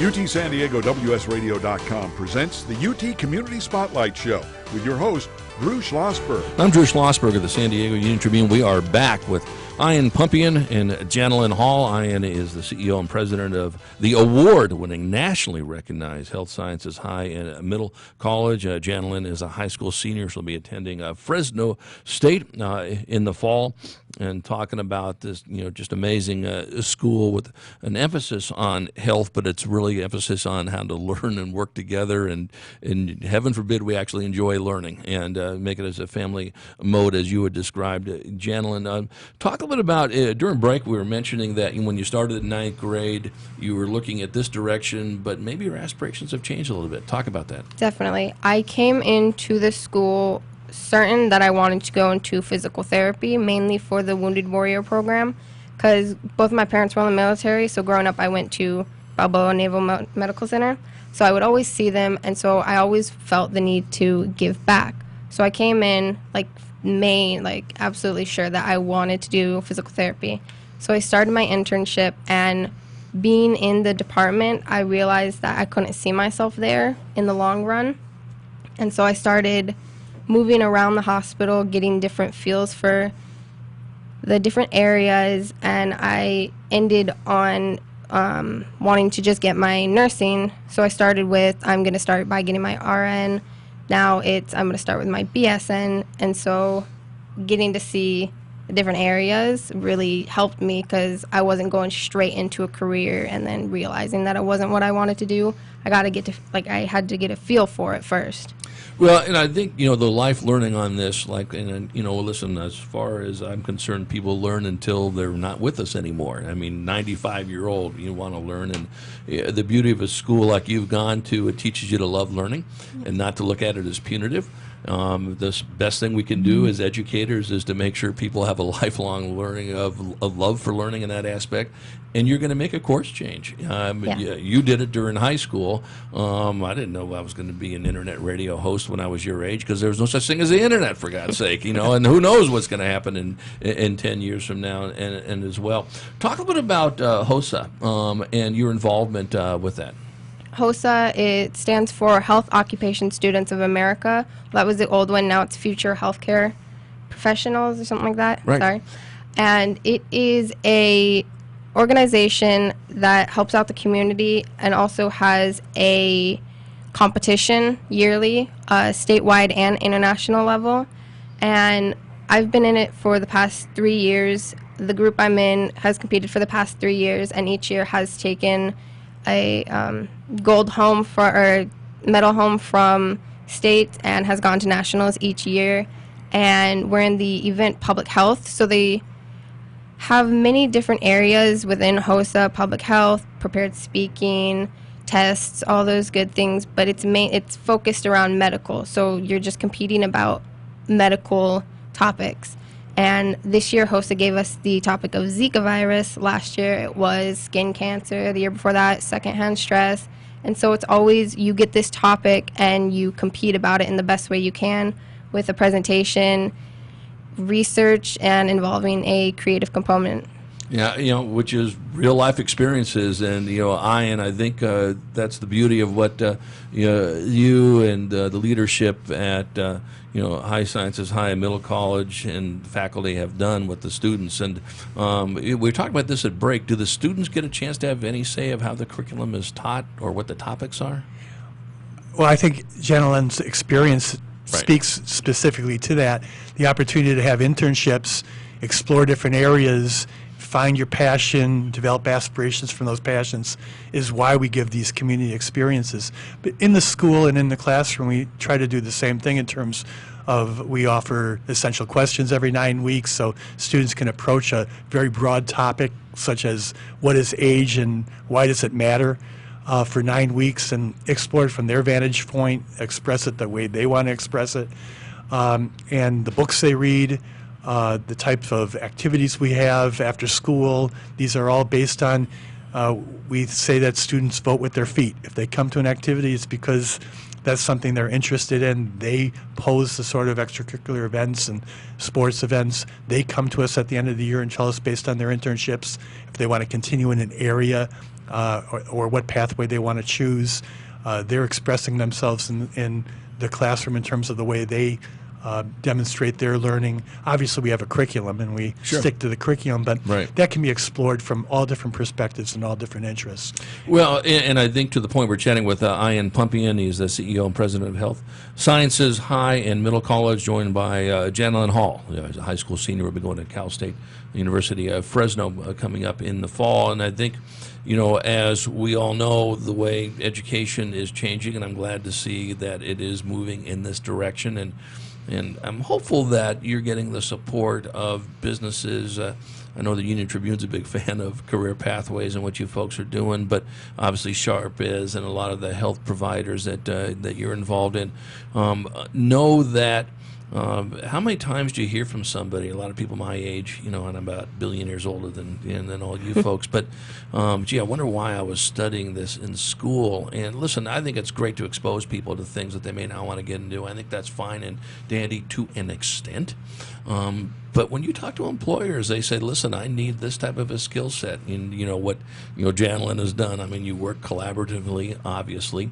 And I think, Janelyn, you were talking about, you had no idea what this 4-year experience was going to be.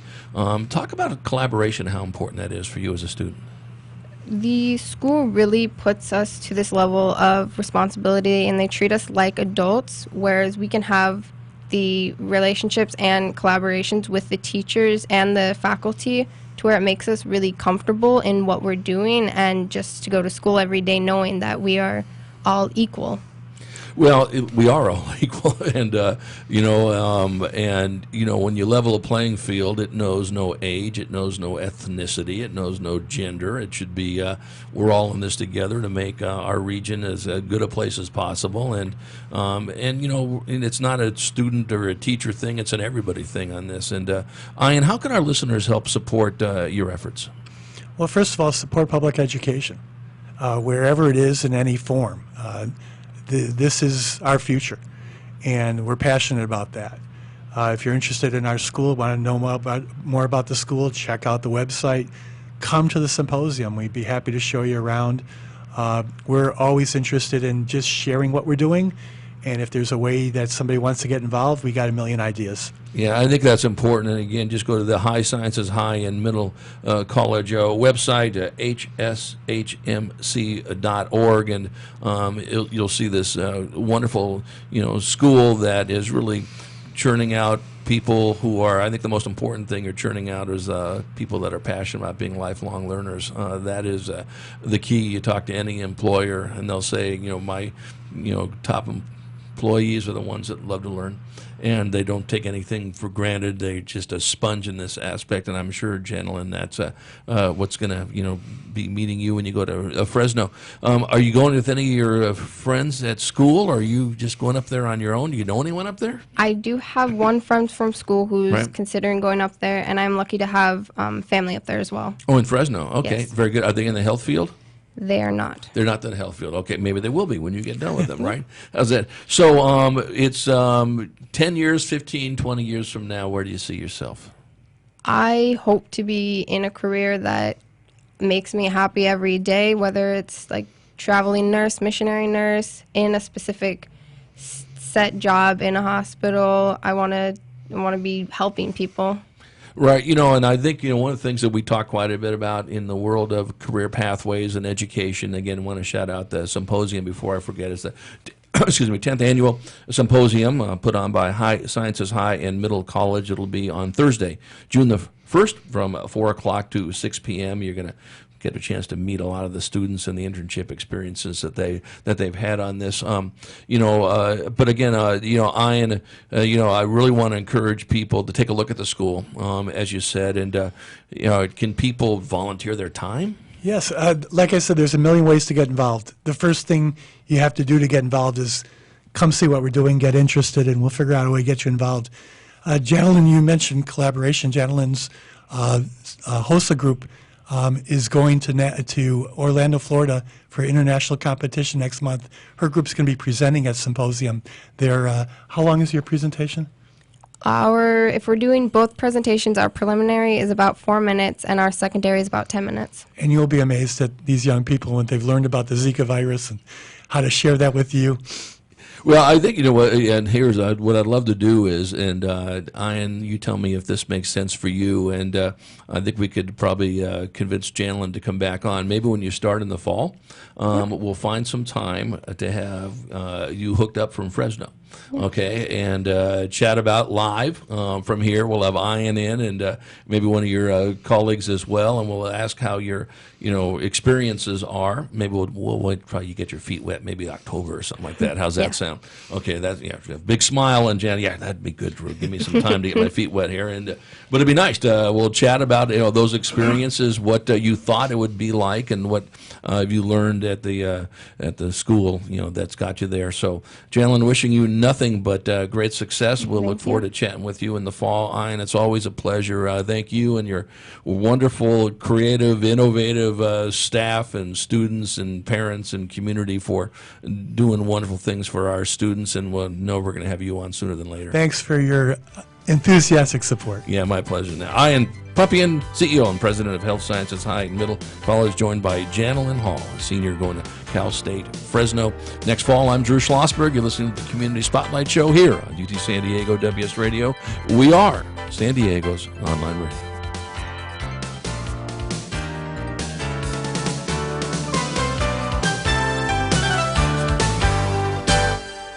Thank you. By listening, you help prove that content marketing works. You need to engage your customers. We provide the solution. Contact Wade at WSRadio.com or call 866-WS-RADIO.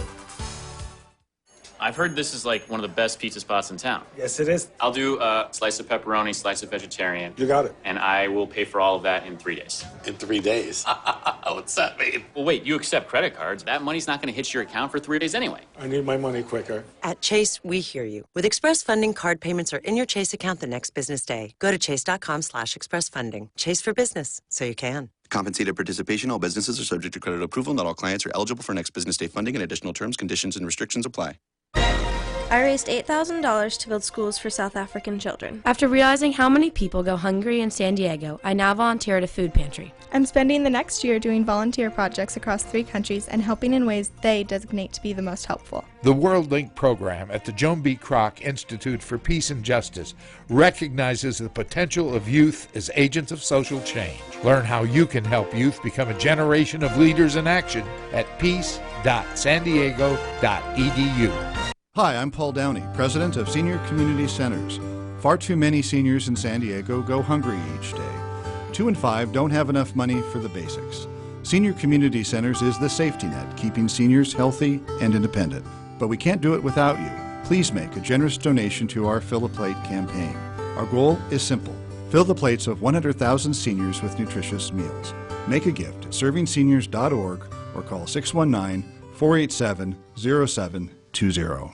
Your search for the right office furniture will be done when you walk into Shore for sure. In our 46,000 square foot warehouse, you are sure to find the right new or used desk and chair for your home and office. Trusted for over 40 years, Shore is proven to provide great value, quality, and service. From free space planning to our white glove delivery service, you are sure to leave happy and satisfied. We're a family-owned business that will treat you like family for sure. Se habla español. Hi, this is Rob Barnett, CEO and founder of VinVillage.com and the Wine and Dine Show on Vin Village Radio. Do you have a wine, event, product, or service to promote? Then contact VinVillage.com to reach thousands of wine lovers across the country. VinVillage connects like-minded wine enthusiasts with unique and exclusive wines, events, products, and services. To learn more, contact us on VinVillage.com. VinVillage is where wine lovers connect. Donate cash, furniture, clothes, and other gently used household items to Father Joe's Villages and get a nice tax break in April. Every donation is tax deductible. Believe you can make a difference. Be Father Joe. Go to neighborhood.org or call 1-800-HOMELESS to donate today. Talk to me. WSRadio.com. Shore Office Warehouse is the proud sponsor of this fine programming. Trusted for over 40 years to provide great value to San Diego businesses. ShoreOfficeWarehouse.com. UT San Diego WSRadio.com presents the UT Community Spotlight Show with your host, Drew Schlossberg. I'm Drew Schlossberg of the San Diego Union Tribune, and it is always a good day when I have my longtime friend in the studio with us. That's Susan Taylor. She's the Director of External Affairs for Scripps Health. Susan, always great to see your smiling face. Thank you. Thanks so much for having us. I'm going to let you do the introductions of your colleague.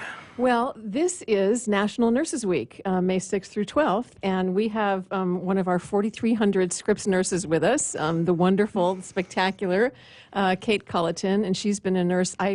Kate, you don't look old enough to be a nurse for how many years? 35 years. 35 years. She's been with Scripps. Well, she started as a child laborer. She did. That's right.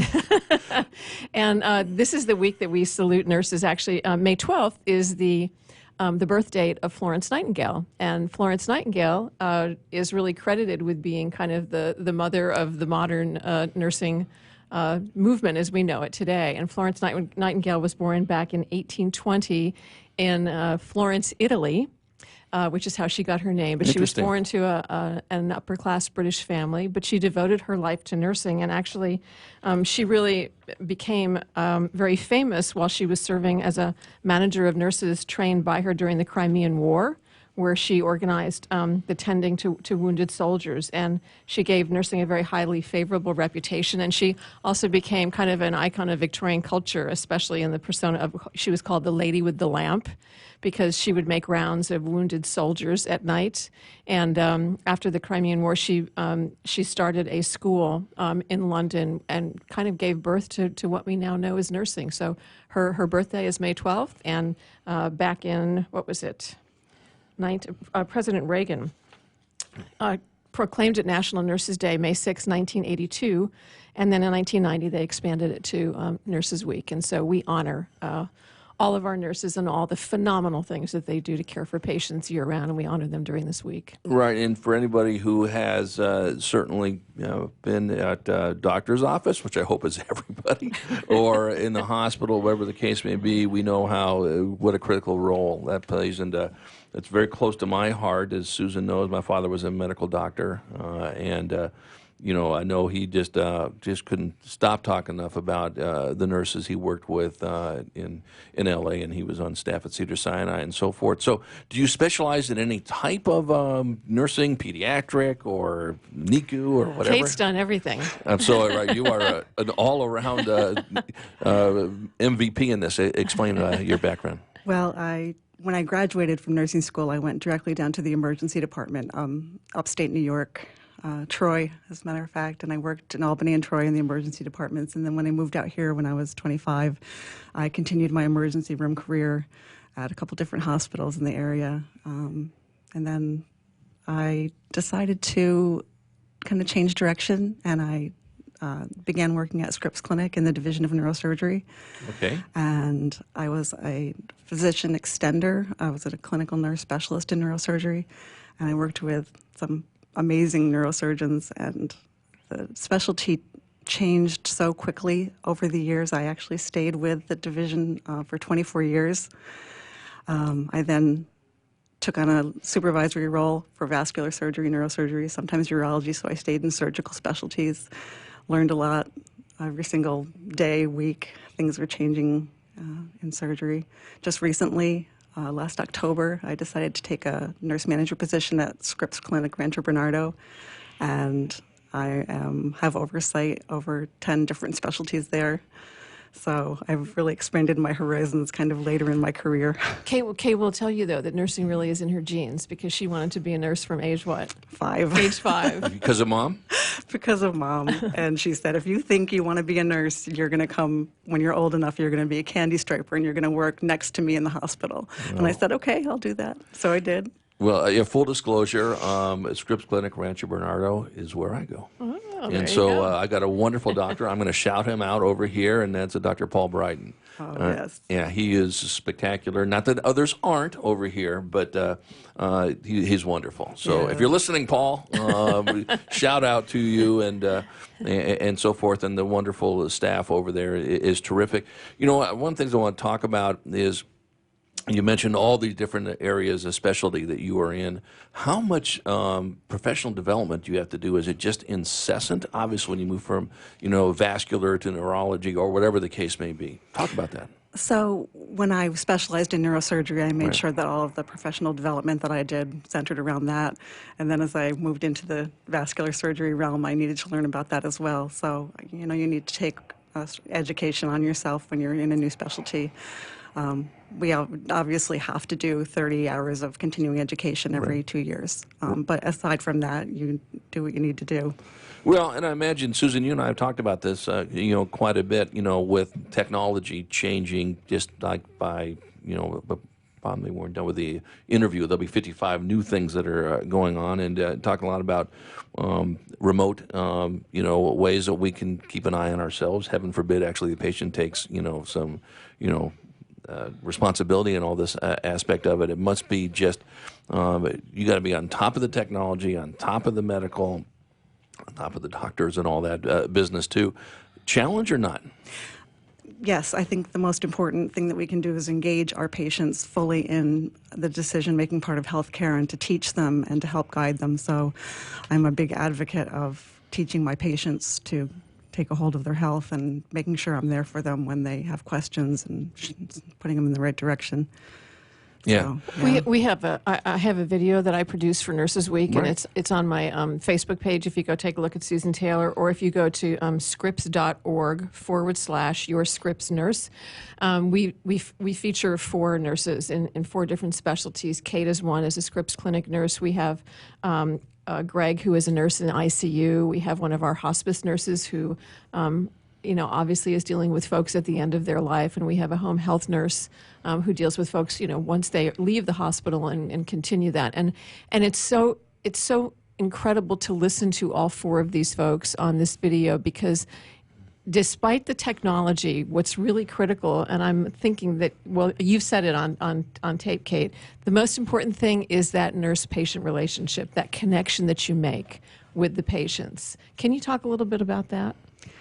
yes, my nurse-patient connection has developed over the years from the fleeting nurse connection in the emergency department to completely immersing myself in the perioperative process of pre-op teaching and seeing the patient in the hospital, discharge teaching, being there for support when they go home very quickly after surgery, to a different type of nursing support as a nurse manager of all these different specialties at Rancho Bernardo, where a lot of the support that I give is recovery and making sure that people understand how to access their care and guiding them.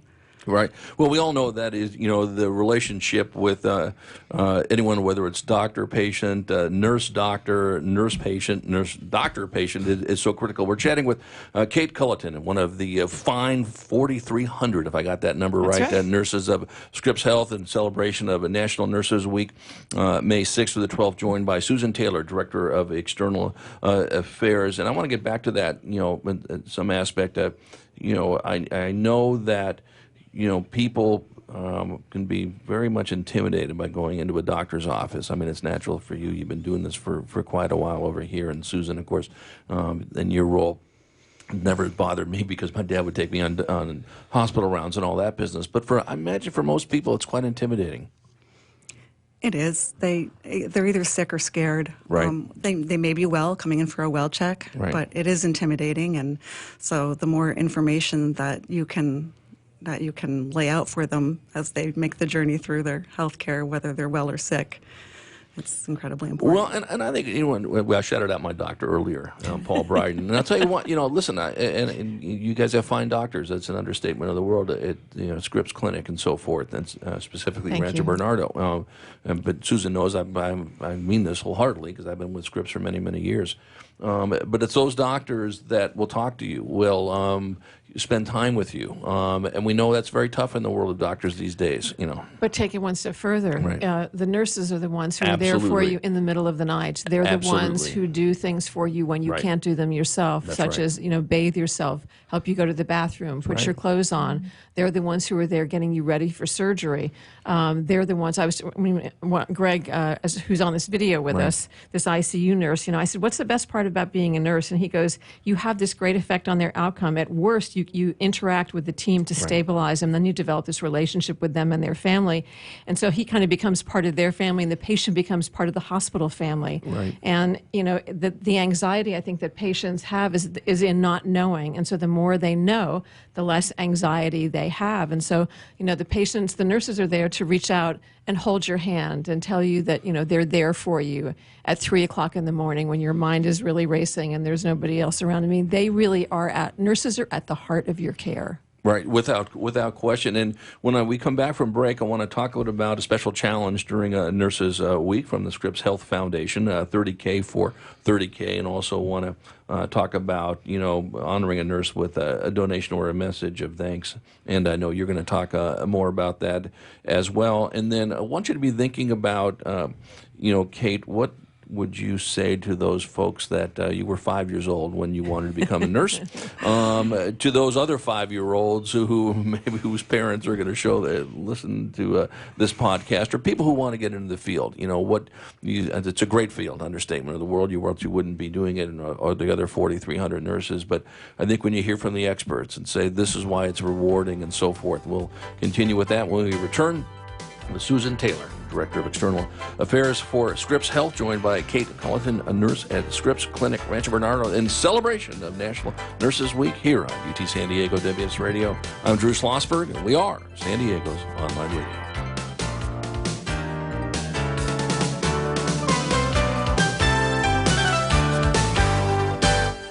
Hi, Mary. Our growth has me looking for new furniture, but I can't find the right vendor. Can you help? For sure. Do you know a company that will give me a great value? For sure. Do you know a company that provides great selection? For sure. Do you know a company that is professional and responsive? For sure. It's Shore. Shore Office Warehouse has been providing great value, service, and selection for over 40 years. It's Shore. For sure. ShoreOfficeWarehouse.com. Thank you. By listening, you help prove that content marketing works. You need to engage your customers. We provide the solution. Contact Wade at WSRadio.com or call 866-WS-RADIO. I've heard this is like one of the best pizza spots in town. Yes, it is. I'll do a slice of pepperoni, slice of vegetarian. You got it. And I will pay for all of that in 3 days. In 3 days? What's that mean? Well, wait, you accept credit cards. That money's not going to hit your account for 3 days anyway. I need my money quicker. At Chase, we hear you. With Express Funding, card payments are in your Chase account the next business day. Go to chase.com/expressfunding. Chase for business, so you can. Compensated participation. All businesses are subject to credit approval. Not all clients are eligible for next business day funding, and additional terms, conditions, and restrictions apply. Do you want to be a professional coach? Are you in business trying to make a real difference with people you manage or work with? Have you started a coaching practice that isn't quite getting off the ground? Get the skills you need to be a successful coach today with the Coaches Training Program from Accomplishment Coaching. The Coaches Training Program will show you how to help others focus and be more fulfilled. Whether you want to improve your company's bottom line or create a thriving coaching practice, Accomplishment Coaching can give you the distinctions and practices you need to coach others effectively today. Accomplishment Coaching has spent 6 years developing a cutting-edge coaches training program that will have you ready to coach people professionally in just 12 months, and you don't have to take time off work to do it. To find out more about the Coaches Training Program, just call 1-888-548-6813. That's 1-888-548-6813. This is Bill Gruber with BizVid Communications, a Southern California video production leader. We've been honored to sponsor, produce, write, and host many of the fine programs on WS Radio over the years. So we understand how important the internet and your website exposure are. As video producers, we know the tricks and secrets to incorporate video to increase your search engine optimization and business success. Visit bizvidcommunications.com to see what we can do for you. BIZVID communications.com. Small businesses are the lifeblood of America's economy. Every Thursday, SBA Radio interviews industry professionals and is dedicated to provide small businesses with timely insights and innovations. Visit www.sbaradio.us for details. Talk to me. WSRadio.com. Shore Office Warehouse is the proud sponsor of this fine programming. Trusted for over 40 years to provide great value to San Diego businesses. ShoreOfficeWarehouse.com. UT San Diego WSRadio.com presents the UT Community Spotlight Show with your host, Drew Schlossberg. I'm Drew Schlossberg of the San Diego Union Tribune, and we are back with Susan Taylor, Director of External Affairs for Scripps Health, joined by Kate Culleton, a nurse of Scripps Clinic, Rancho Bernardo, as we celebrate National Nurses Week, May 6th through the 12th, and we're just talking about Kate and her just illustrious career continues. Wanted to become a nurse at age 5 because of her mom. We're going to talk about a special challenge in a few minutes here. But before we get to that, so you've got a 93-year young patient, is that correct? I do. And can you talk about that person? I can. Okay. Pat is a patient that I met over at Torrey Pines, and she had been stranded at the clinic. She was driven to an appointment, and the person had to leave. It was just another person that was transporting her. And her doctor's appointment was delayed, so I made sure she got home safely, and we kind of bonded over that. And she lives in the Rancho Bernardo area, so when she found out that I had transferred to RB, there was something else she needed. She happened to call administration, and I answered the phone, and so we reconnected, and we just developed a special bond. She's very vibrant, and she's a very young 93-year-old. She's a young 93-year-old. My mom's 92 years There young, you go. so I know that. It makes me happy to talk to her and to interact with her. And she invited me to her 93rd birthday party. I came into work one morning to find a message on my phone, so I went and met her equally wonderful friends, quite a diverse group. So and took a picture, and they all posted it on Instagram. Oh yeah, her first selfie. her first selfie. I'm telling you, listen, you're never too old or young to start with selfies, as we know on this. Let's talk a little about the special challenge. Sure. So I think, though, that this speaks to Sure. Kate's relationship with Pat, her 93-year young patient, really speaks to that nurse-patient relationship. Right. There really is a special bond, and I have to I can't thank nurses enough for what they do, because it's a calling. It's not just a job, it's a calling, and it takes a real special person to be a nurse. You have to be compassionate, you have to have empathy, you have to be patient, you have to put yourself in somebody else's shoes and say, look, I come to work every day to try and make your life a little bit better, to lessen your pain, to lessen your anxiety. And nurses, so we have this great challenge going on for Nurses Week, and it's called 30K for 30K. There was a survey that was done, and nurses on average walk 30,000 steps every week during their shifts. So at the Scripps Health Foundation, what we're trying to do is raise $30,000 during Nurses Week for the 30,000 steps that nurses take during their shift each week. And I will tell you that we have 2 days to go, because Nurses Week ends on Friday, and we are at $20,000 that we've raised so far. Congratulations. And so we're looking for the last $10,000. And every donation is critically important, whether it's $5, $10, $500, $1,000, whatever it is that you can afford. And I want to let you know where the money goes. So it basically makes an investment in nurses' ability to help others, in our medical community, right? So the donations in any amount help support so much. They help support medical research, advanced education for our nurses and doctors, and these technology breakthroughs that enhance healing and save lives. Because the technology, as we talked about, is changing by the moment, right. And the nurses have to be trained on this new technology to basically keep up with it. So you take a look at these, space-age operating rooms that we're building now. The nurses have to understand how everything works in there. We have actually a simulation room at Scripps Memorial Hospital La Jolla, and it's a nurse simulation room so that nurses actually can go in and get this advanced training. So that's where the money goes. It helps to fund these things, which help the nurses take better care of you. So if you can donate whatever you can, go to scripps.org/Your Scripps Nurse. Scripps.org/Your Scripps Nurse, and you can make a donation of any amount, as I said, 5, 10, 100, 500, 1,000. Listen, we only have $10,000 left to go, so Drew, just get 10 of your friends, and you each donate $1,000, and we're there, right? Or one, and how about that? No, that's terrific, and I couldn't agree with you more in that area. And if you want to leave a message, don't you have a program? Yes, too? Yeah, there's also a way to honor your Scripps nurse too. So if you want to recognize a particular Scripps nurse, you can go to scripps.org/honor, and you can leave your message of thanks, and you can actually put their name, and we will let them know that you have been thinking about them during this special week to honor our nurses.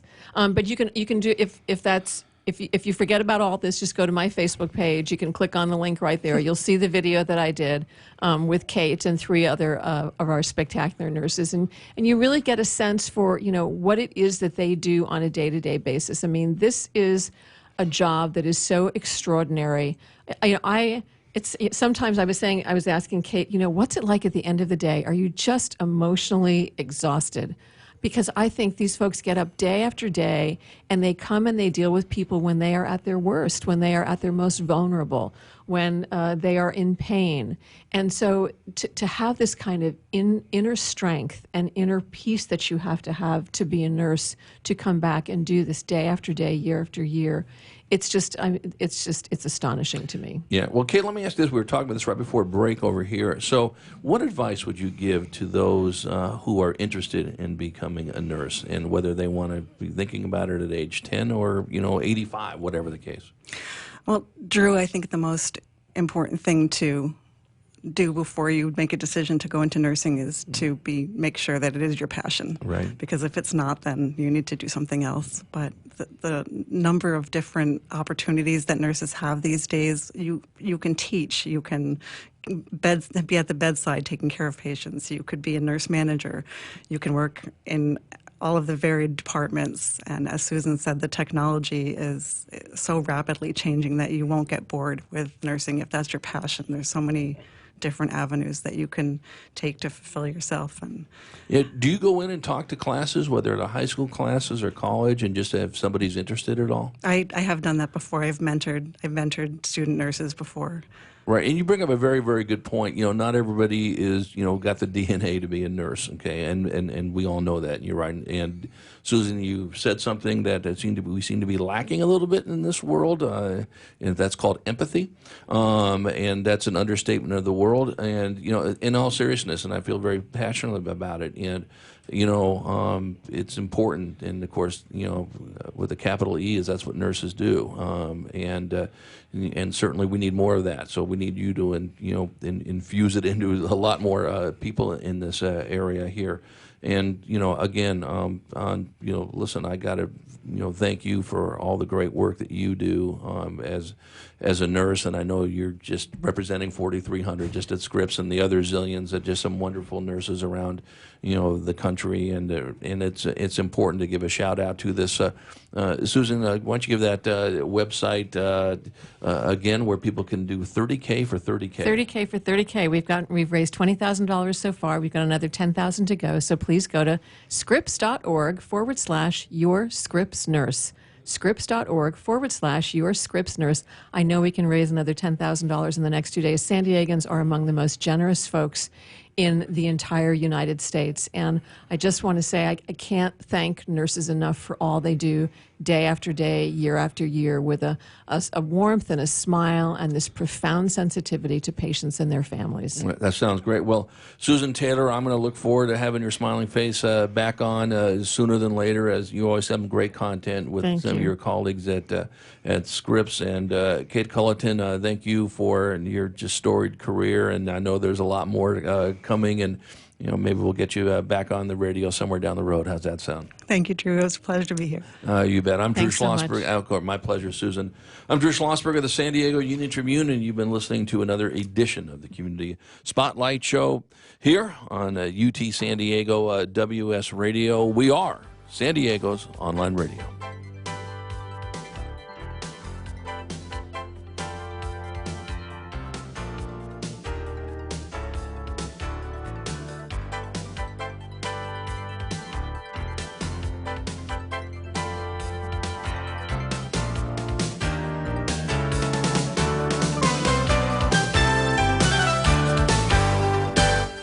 One person has the power to change the world, impact millions of lives, and leave a legacy for lifetimes to come. That person is you.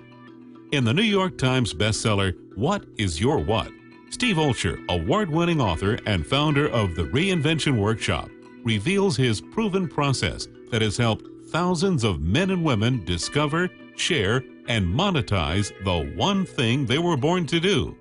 Grab your free copy now at www.whatisyourwhat.com/free. That's www.whatisyourwhat.com/free. Take a break from politics. Tune in and learn something. WS Radio shows are worth your time and are filled with tips and advice. Add us to your lunch routine, and we'll give you a meal for your mind. Hey, it's Catherine from Listen Local Radio. Moe's Guitars has proudly served the San Diego music community since 1975, specializing in guitars, Basses, mandolins, banjos, and ukuleles, they buy, sell, trade, and consign. If you're looking for lessons, repairs, accessories, and cool gear, you found the right place. Located in downtown La Mesa Village, stop by and check out their digs or visit mozeguitars.com or their Facebook page. mozeguitars.com, 619-698-1185. Your search for the right office furniture will be done when you walk into Shore for sure. In our 46,000 square foot warehouse, you are sure to find the right new or used desk and chair for your home and office. Trusted for over 40 years, Shore is proven to provide great value, quality, and service. From free space planning to our white glove delivery service, you are sure to leave happy and satisfied. We're a family-owned business that will treat you like family for sure. Se habla español. Tired of presentations with no impact, no inspiration, and no traction? Do dull speakers have you and your team disengaged and distracted by smartphones? Christopher McAuliffe brings energy, insights, and 2 decades of experience, delivered with punch, humor, and heart. Your team will leave energized, uplifted, and with a sense of purpose. Visit ChristopherMcAuliffe.com to bring some heat to your next speaking engagement. McAuliffe, ChristopherMcAuliffe.com. You take your smartphone almost everywhere you go. Now WSRadio.com can be there too. Search WS Radio in the Play Store for your Android devices or iTunes for Apple and download the WS Radio application. WSRadio.com, on your phone and in your ear everywhere you go. Download the WS Radio application. Do it now. It's very easy. WSRadio.com. You may have heard me brag about Progressive Medical Center and just how much they've helped me with my health. And Dr. Goley, one thing that you have helped so many people with is migraines. Unfortunately, there are millions and millions of Americans who are suffering with migraines and headaches, and they're debilitating because it affects the quality of their life, and they cannot function properly. At Progressive, we get the root cause because we understand that migraines could be caused by nutritional deficiencies, hormonal imbalances, believe it or not, delayed food sensitivities. And once we determine what the real reason is, we put a plan of action together with medication that we get them off slowly, and we put them on an all-natural approach, and the results are amazing. Incredible. I mean, there's so many people that can say they don't live their lives with migraines anymore thanks to Progressive Medical Center. And that's what's exciting and rewarding to us as physicians, because we help our patients take control of their health, and that's why they're living well. Why don't you get a hold of Progressive Medical Center today? Don't live in pain. Don't have migraines anymore. Just go to their website, progressivemedicalcenter.com. This is your life. Live it well. You take your smartphone almost everywhere you go. Now WSRadio.com can be there too. Search WS Radio in the Play Store for your Android devices or iTunes for Apple and download the WS Radio application. WSRadio.com, on your phone and in your ear everywhere you go. Download the WS Radio application. Do it now. It's very easy. WSRadio.com. Thank you for listening to WS Radio. Improve your business and your life with useful information from experts and thought leaders. WS Radio is radio with ROI.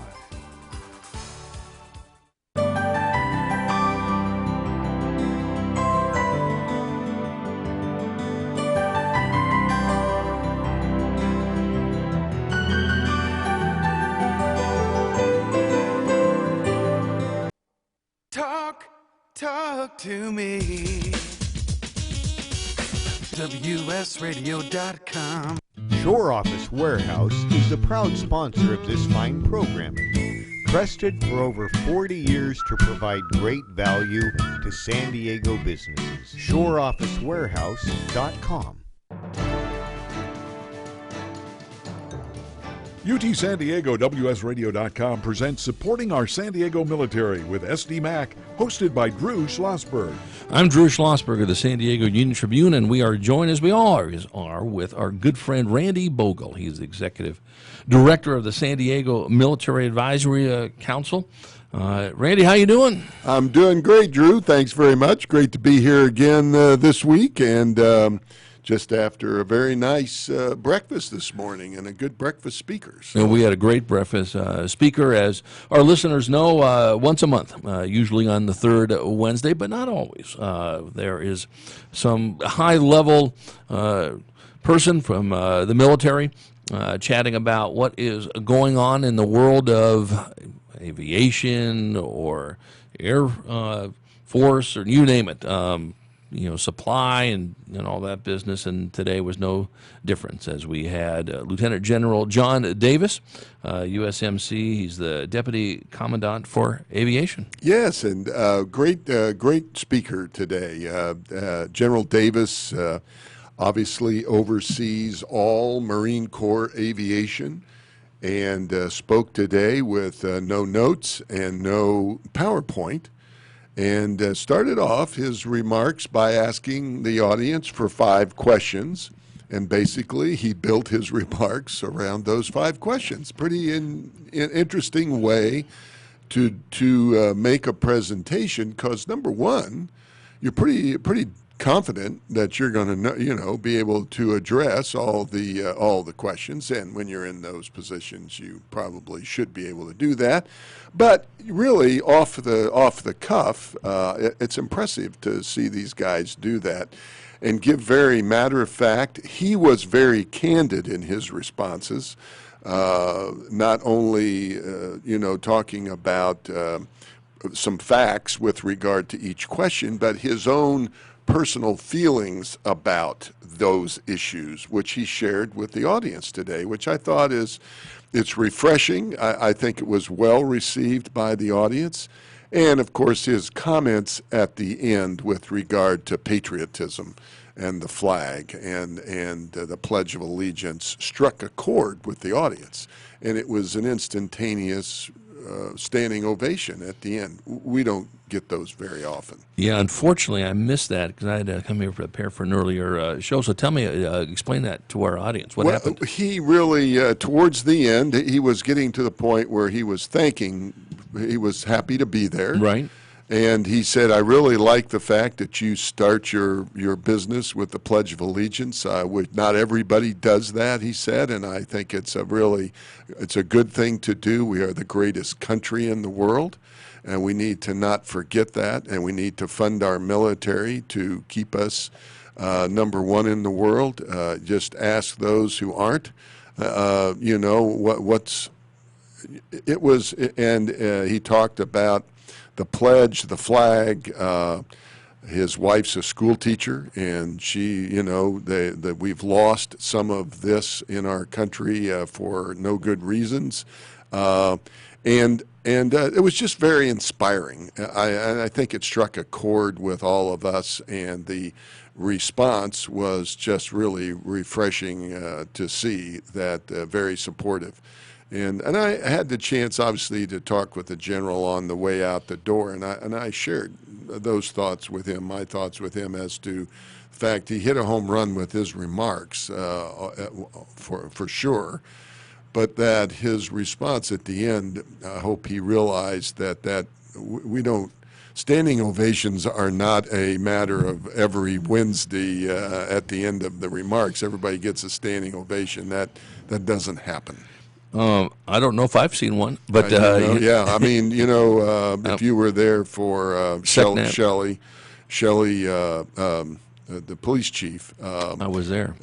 Zimmerman, Shelley got a standing ovation. She did a great job. She was awesome, and she is. And I can't remember if Admiral Harris got a standing ovation. Did SecNav get one? I don't think so. Yeah, right. I don't think so. But it does happen. You know who did was last year, the tall Marine Huey pilot from up at Camp Pendleton. I'm sorry, I don't remember his name. Now, Randy, name. If you were speaking, you'd get it. Oh, absolutely, absolutely. In fact, you'd demand it.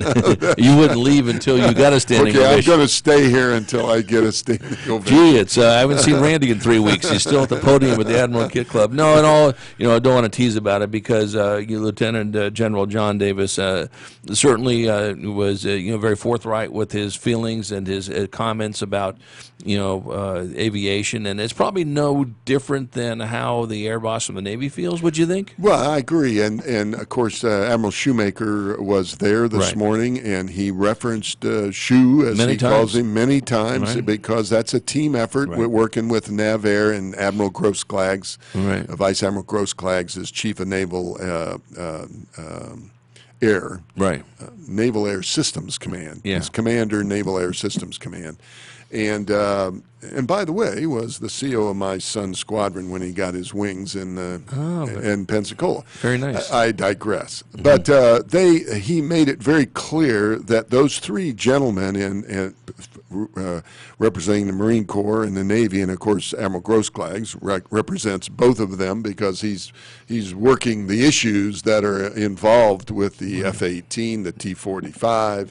Whatever that is, Naval Air Systems Command are the brains and the folks that solve problems and help, design and build stuff for aviation. So that triumvirate there really does address all the issues in aviation in the Navy and the Marine Corps. And obviously, he referenced that team several times during his remarks. So it was good to have Admiral Shoemaker there this morning, as well as Admiral Tyson. Right, and I think we're chatting with Randy Bogle. He is the Executive Director of the San Diego Military Advisory Council. I'm Drew Schlossberg of the San Diego Union Tribune, recapping some of the key points from this morning's keynote speech at the SDMAC breakfast by Lieutenant General John Davis, USMC Deputy Commandant for Aviation. And, I think one of the recurring themes throughout, at least the years I've been going to the SDMAC breakfast is, these folks are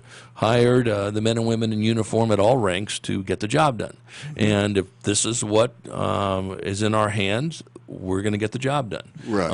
And we'll find a way to get it done. Yeah. Sometimes it may take a little bit of jerry-rigging things and back and forth, but, people don't look for excuses. We have to do X. He talked a little bit about, here is the, metrics, so to speak, or the specs for combat readiness. Mm-hmm. We need to meet that no matter what is thrown at us. Right. And I thought his comment with regard to the budget, Lyndon Blue, who's president and CEO and owner of General Atomics, asked the question more or less about the budget and percentages and that sort of thing. But the general's answer was I thought, spot on in that it went to his comment of, don't tell me I'm only got this much money. We can't afford to do that. I'm going to tell you what I need, and then we need to figure out a way to get there.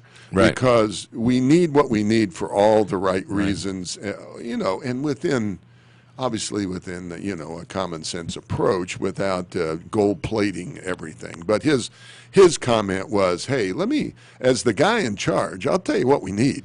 Right. And here's why we need it and what we need it, right. why that's important. And then we need to go out and get the money for it or cut something over here to make sure that we get what we need. Right. You won't hear that all the time. Yeah. Some people won't talk to that. Yeah. Well, they say, well, the budget is the budget, and I've got to work within that, and they'll perhaps do without some stuff without really thinking the whole thing through and cutting here in order to get what you need somewhere else. So, yeah, I thought his very candid answers. Right, and I thought he was interesting. He was talking about, I'm losing track of exactly what his points were, but something had moved from the East Coast to the West Coast, and I forget what he was referring to in terms of some of the aviation. Well, he was talking, at one point he was talking about we fly airplanes, we ship airplanes and stand them up somewhere, and then he was talking, well, we need airplanes somewhere, let's fly them there. When we're done, we'll fly them home. We're not going to stand up a squadron in Bahrain or wherever. But I thought it was some aircraft that was housed back east and now is moving to us, and maybe the F-35, and they are doing the F-35 is coming out here, and they are. That's where he talked about the mortar and building the ramps and the hangar. That's right. Bringing the F-35 here that's one of the commandant's key. And that's moving from. Is it from Roanoke? No, where's it moving from? No, it's being established out here. They're coming. We have the F-35 in Yuma already. Okay, gotcha. So they're in. They must be. I'm not sure where the F-35 is on the East Coast. But it was moving here. But they are going to bring them here. Right, yes, And maybe we can talk when we come back from break. I know we want to get to some other topics, of course. The South County EDC's Aerospace and Aviation Forum that was held last Thursday was a booming success, according to your colleague Leanne Anderson. But getting back to, the move from, the F-35, you said? Right. Is that going to, and let's think about this when we come back from break, is that going to add, a little bit more to already the robust economy? Yes. And so maybe we can chat a little bit about that when we return with Randy Bogle. He is the Executive Director of the San Diego Military Advisory Council. I'm Drew Schlossberg of the San Diego Union Tribune, and you're listening to Supporting Our San Diego Military with SD Mac here on UT San Diego WS Radio. We are San Diego's online radio.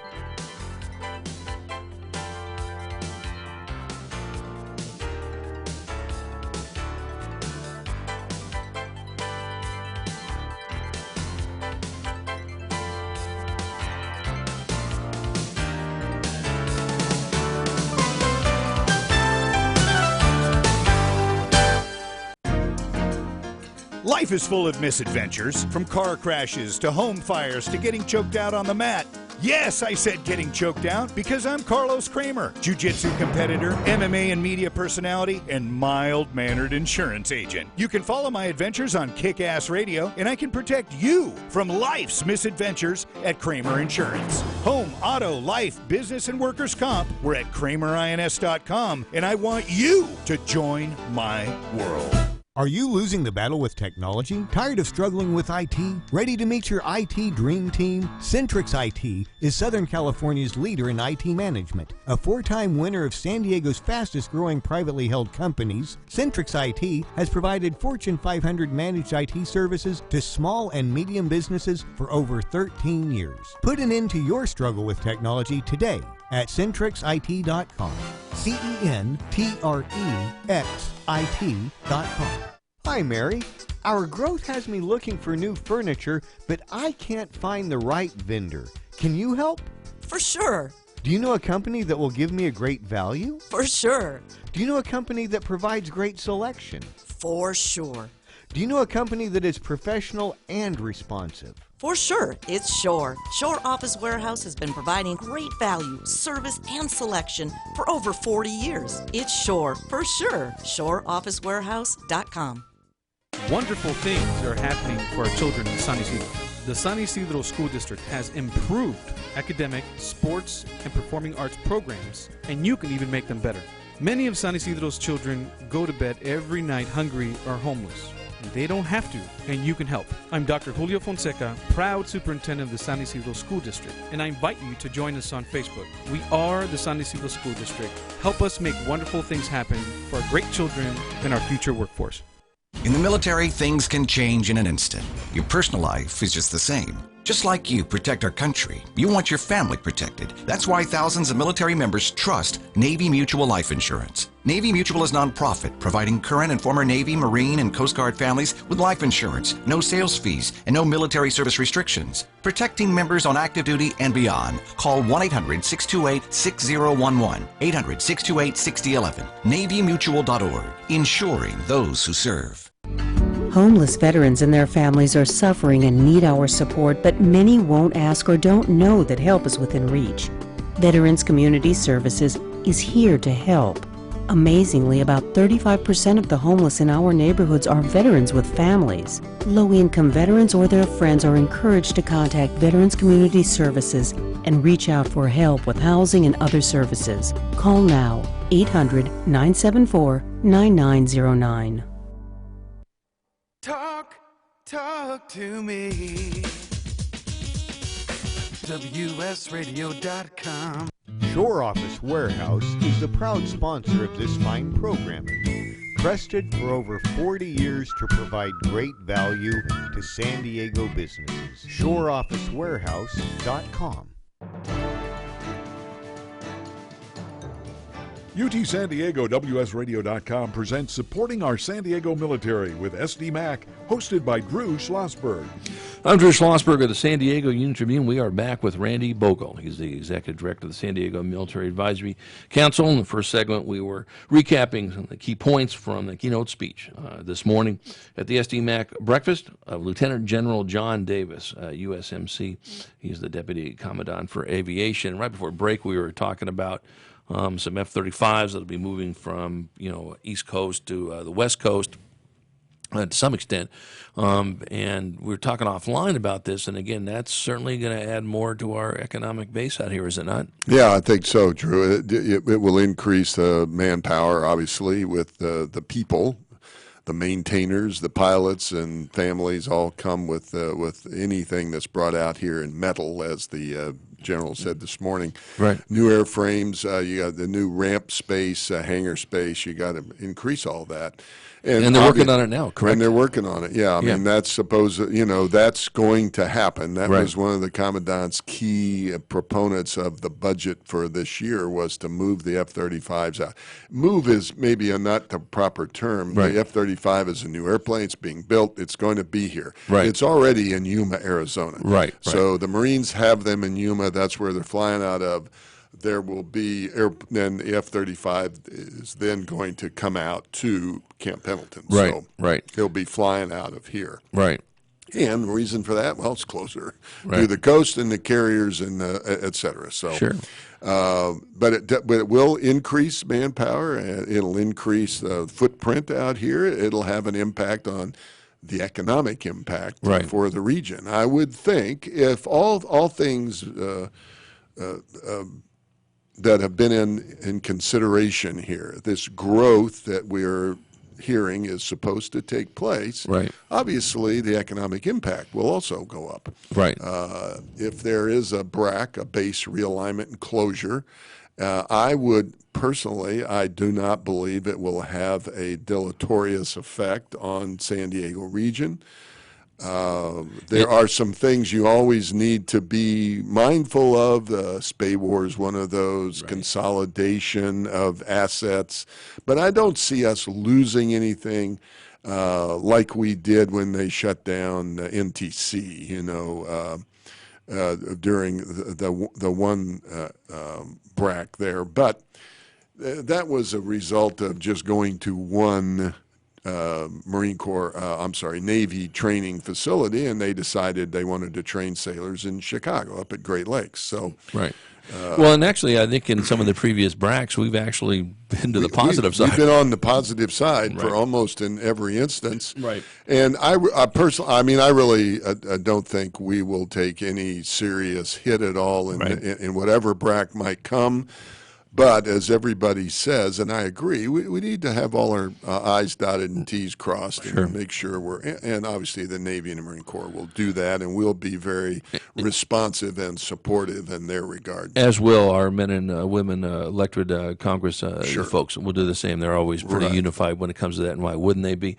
Next SDMAC breakfast will be on June 22nd. Admiral Kidd Club again? It will be the Admiral Kidd Club. It's a little unique for our listeners because it is the fourth Thursday of the month instead of the third Wednesday of the month.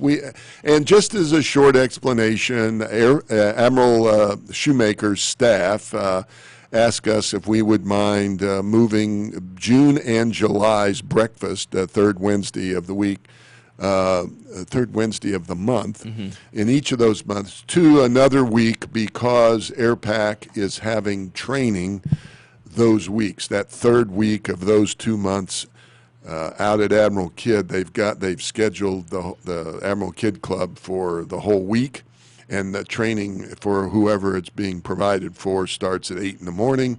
That directly impacts our breakfast. So we certainly agreed to move our breakfast for June to the 22nd, and for July it will be Wednesday, July the 12th. Which will be the second Wednesday of the month.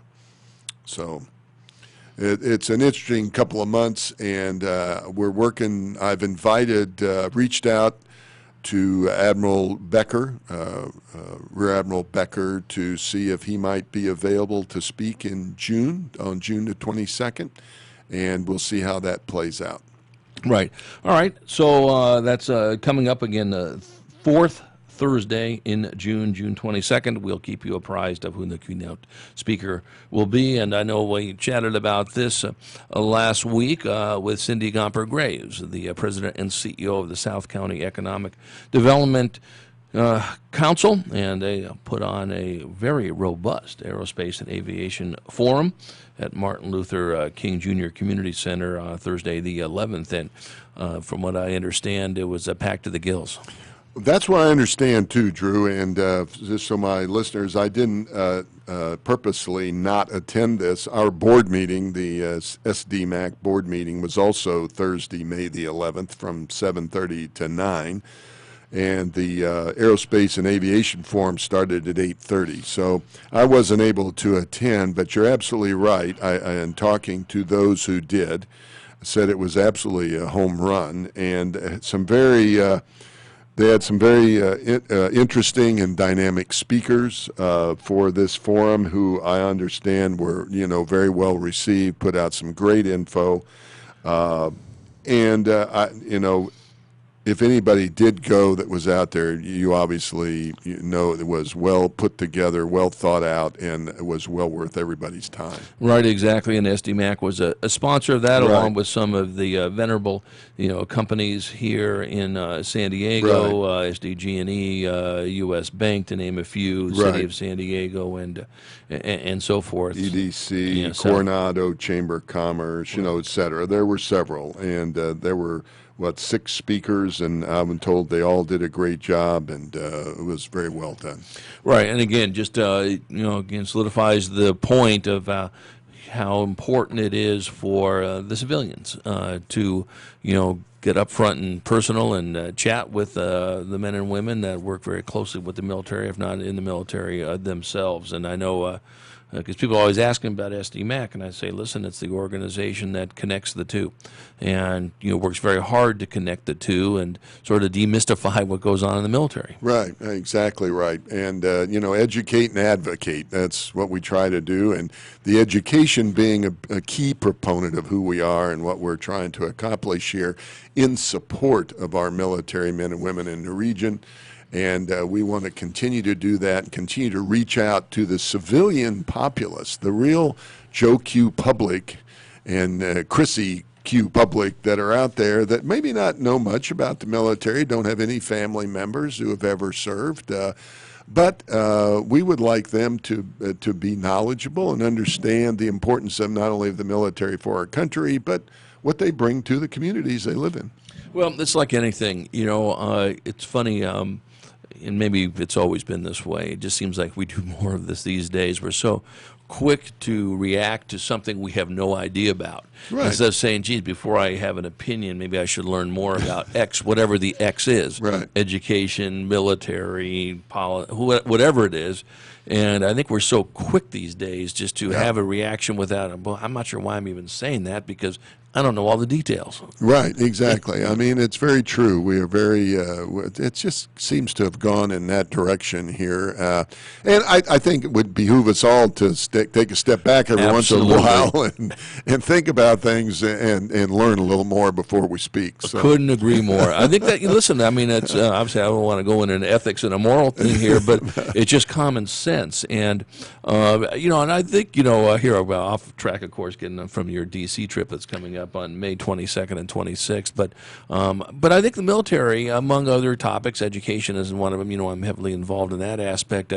People are just making comments about, I know a little bit about this, not as much as you do, Randy, but I probably know a little bit more about the military than the average person. Absolutely do. Absolutely. And that means I know 1%. I got 99% to go. But that said, at least I know what I don't know. That's right. Yeah. I mean, that's true. I mean, a lot of us need to realize we don't know what we don't know. Exactly. Well, listen, it's so true. So we've talked about it. I know next week you will be back in Washington, D.C. It's the annual SDMAC trip to meet some of the military and political leaders back in D.C. It's May 22nd to 26th. You'll be going with Dennis DeBard. He is the president of SDMAC, and I think you've mentioned even you might have an opportunity to meet with Lieutenant General Davis, who was on our podium today. Yeah, I talked with the general specifically about that, and he said, hey, I told him we were going to be visiting with General Bailey, Lieutenant General Bailey, who heads up plans and policy for the Marine Corps, and Major General Broadmeadow, who heads up he's the commander of Marine Corps Installations Commands, across the country. And obviously, General Davis is in the same building called the Pentagon. So he said, hey, if we can fit you in, I'll certainly work to do that. So we're going to work with his staff and try to get in there to see him. I'm sure we will. And we're all going to see Admiral Smith, Dixon Smith, who's in his new jobs of basically plans and policy for the Navy in 4. We're scheduled to visit with him. And so it's going to be a great trip. Well, we're going to look forward to hearing all about it when you come back a week from Wednesday, and we'll look forward to who your substitute will be. And Randy, safe travels back to D.C. next week. Thank you very much, Drew. Always a pleasure, my friend. Have a great week. And you too. I'm Randy Bogle. He's the Executive Director of the San Diego Military Advisory Council. I'm Drew Schlossberg of the Union Tribune. You're listening to UT San Diego WS Radio. We are San Diego's online radio.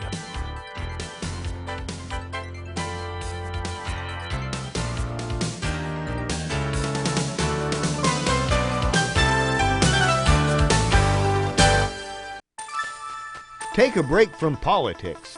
Tune in and learn something. WS Radio shows are worth your time and are filled with tips and advice. Add us to your lunch routine and we'll give you a meal for your mind. Are your feet hurting you? I mean really hurting you so much that you can't come to the fair and enjoy other activities with your friends? If so, you may have plantar fasciitis, a chronic inflammation of the connective tissues in the foot. I'm Holly Halsey. I'm a licensed acupuncturist and I can help you with your pain. I invite you to visit me at my webpage, AccuSageHouseCalls.com. That's ACUSSAGE, housecalls.com. Find out what pain-free feels like. Hi, Mary. Our growth has me looking for new furniture, but I can't find the right vendor. Can you help? For sure. Do you know a company that will give me a great value? For sure. Do you know a company that provides great selection? For sure. Do you know a company that is professional and responsive? For sure, it's Shore. Shore Office Warehouse has been providing great value, service, and selection for over 40 years. It's Shore, for sure. ShoreOfficeWarehouse.com. In the military, things can change in an instant. At Navy Mutual Aid Association, we understand because it's our life too. That's why our dedication to serving the life insurance needs of our military veterans and their families is unrivaled. Navy Mutual offers superior life insurance protection without military service restrictions and limitations. A single focus on providing the peace of mind military families are looking for. That's what we do. Navy Mutual, insuring those who serve. Call 800-628-6011 or go to NavyMutual.org. On the internet, your business's reputation can be unjustly destroyed in an instant. Don't wait for that to happen. Building and marketing your 5-star reputation can increase your business by as much as 19%. Take control of your reputation and have the 5-star reputation you deserve with Reputation Marketing Solutions by DSI Development. Become the go-to company by visiting 5starrepmarketing.com. The number 5starrepmarketing.com. Has your business been appified? Are you tired of doing marketing that doesn't deliver results? Mobile apps build loyalty and quality retention. Your app from UPG Mobile puts your business on their mind and at their fingertips. UPG Mobile will give you a custom app highlighting how you are unique, targeting your message, and improving your open rates. Appify your business and amplify your presence with your customers at upgmobilemarketinggroup.com. Talk to me. WSRadio.com. Shore Office Warehouse is the proud sponsor of this fine programming. Trusted for over 40 years to provide great value to San Diego businesses. ShoreOfficeWarehouse.com. UT San Diego WSRadio.com presents the UT Prep Tuesday Report with your host, Drew Schlossberg. Hello, everyone. I'm Jess Kearney, Deputy Sports Editor of the San Diego Union Tribune, pinch hitting for for Drew Schlossberg today, and with us, as always, Steve Brand of the Hall of Champions. How goes it, Steve? You know, things are going well. Thank you. Good deal. We are in the throes of postseason play for the 13 spring sports in high schools. Among them, track and field, of course. And we got the prelims this Saturday, Steve Brand, at Mount Carmel High. What can we expect to happen there? You know, each year you go into these prelims and you have some preconceived ideas of what's going to happen. And basically what comes out of this meet is the upsets. We have people who lead the section in certain events, and it's by the prelims, you run your heat, and you always take a chance. If you try to conserve yourself too much, you take a chance that you might not even qualify for the A division of the final, which takes you to the state. So you can't just dog it. You got to run a little. And if you get into one of these, like a distance race that's really, really slow, or you get into a long jump where you're in a flight and nobody's doing anything and you're leading it with a way below what you normally do, then you can get yourself into a little bit of trouble. We've had that happen before. And as a result, like you could get knocked over in one of those distance races or hit a hurdle, and your chance of moving on is gone. That's right. There is a slim margin for error there. Now, early in the season, we talked about some of the top events that we thought would be good come the end of the season. Now, one of those was the Girls 800. How do we stand there? No, that's still a really, really good event. Everybody who is supposed to be there is there. They're all running fairly well. The top three finishers from last year are back, and well, except for the winner, and then the next three after that. So 3 of the top 4, and that's one of the events I look to see some nice drops in time. I think Kylie McCarthy from Carlsbad is still the pretty much prohibitive favorite in that event. She's run 2:10, and nobody else has run quite that quick. But it's an event where sometimes you have people come in there and you just don't expect them to do well, and they have a good day, and they make the others work pretty hard. So that event is still good. Now every week we run the top track and field marks at utpreps.com. Steve compiles those. What are some of the other events that we're still pretty strong at the San Diego section as we head into the prelims and section finals? Well, sure. In the long jump, we actually have the state leader. DeRoos from Tri-City Christian is the state leader at 24.5.5. He did that last week, and week before that he'd gone 24.4.5. He started the season, and he must have been injured because he wasn't there for a while. And then the last month or so, he's come back and he's done a great job. So I expect that event to be one of our best events.